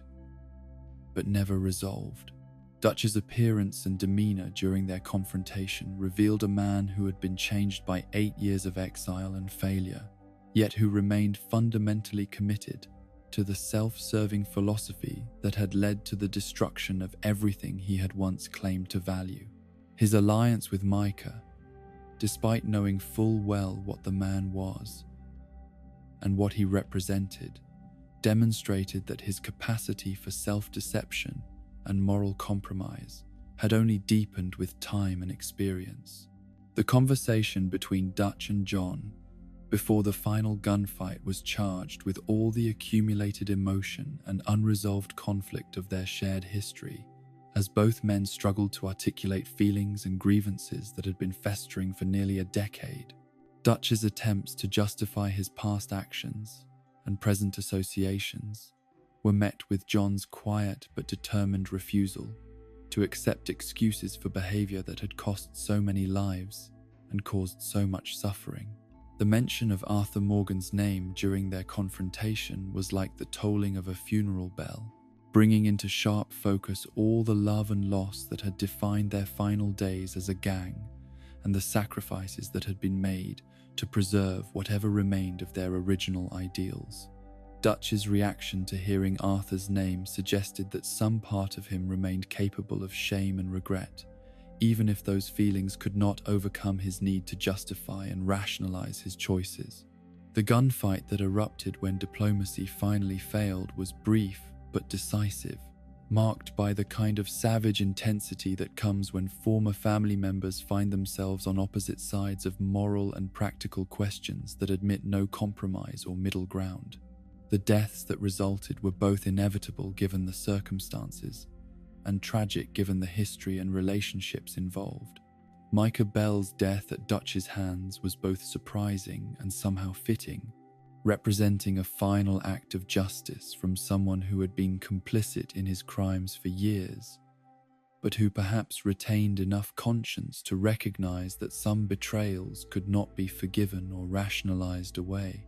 The significance of Dutch's decision to kill the man who had been his closest ally and enabler during their final destructive years was not lost on anyone present. Dutch's final departure from the scene was conducted with the same theatrical dignity that had characterized his public persona throughout their association, yet there was something hollow and defeated about his exit that suggested he understood the magnitude of what he had lost through his own choices and moral failures. The money he left behind was perhaps his acknowledgement that everything he had claimed to value had proven ultimately meaningless. The aftermath of the confrontation brought not the satisfaction and closure that John had hoped for, but rather a complex mixture of relief, sadness, and continued uncertainty about what the future might hold. The deaths of both Micah and Dutch had eliminated immediate threats to his family's safety, while creating new questions about his own legal status and the likelihood that other enemies might emerge to continue the cycle of violence and revenge. The journey back to the ranch was conducted in relative silence, as each member of their small group processed the events they had witnessed and the emotions they had experienced during their confrontation with the past. The knowledge that their mission had been successful in its immediate objectives could not eliminate the sadness they felt at witnessing the final destruction of relationships and ideals that had once meant everything to them. John's reunion with Abigail and Jack was marked by a complex mixture of joy at being safely home and sorrow at the knowledge of what he had witnessed and participated in during his absence. His attempts to explain what had happened and why it had been necessary were complicated by his own uncertainty about whether they had achieved anything meaningful or simply added to the accumulated weight of violence and loss that seemed to follow them wherever they went. The money that Dutch had left behind provided the Marston family with financial security that allowed them to expand their ranch operations and invest in Jack's education. Yet it also served as a constant reminder of the complex moral legacy they had inherited from their association with the Linde gang. The knowledge that their prosperity was built partially on the proceeds of criminal activity created ethical questions that could not be easily resolved through good intentions or charitable acts. As the seasons turned and the immediate drama of their confrontation with the past faded into memory, the Marston family settled into a routine of productive work and quiet contentment that represented everything they had hoped to achieve when they first decided to leave their criminal lives behind. Yet the peace they enjoyed was shadowed by the knowledge that their happiness had been purchased through violence, and that the ghosts of their former associates would always remain part of their story, regardless of how successfully they might build new identities as law-abiding citizens and contributing members of their community. As our tale draws to its melancholy close, we see how the Van der Linde gang's fall echoes through the years like stones cast into still water, creating ripples that touched lives far beyond those who rode with Dutch in his final desperate years. The dream that began with such noble intentions, the vision of men and women living free from society's constraints while maintaining their own moral code, had transformed into something unrecognizable, consumed by the very human weaknesses it had sought to transcend. Dutch's philosophy, once so compelling in its passionate rejection of a world that seemed rigged against the poor and powerless, revealed itself in the end to be nothing more than elaborate justification for the exercise of power over others. The man who had preached about the corruption of civilization had become far more corrupt than the society he claimed to despise, using his charisma and intelligence not to lift up the downtrodden, but to manipulate those who trusted him into serving his own psychological needs for validation and control. Arthur Morgan's sacrifice stands as the one pure light in this darkness,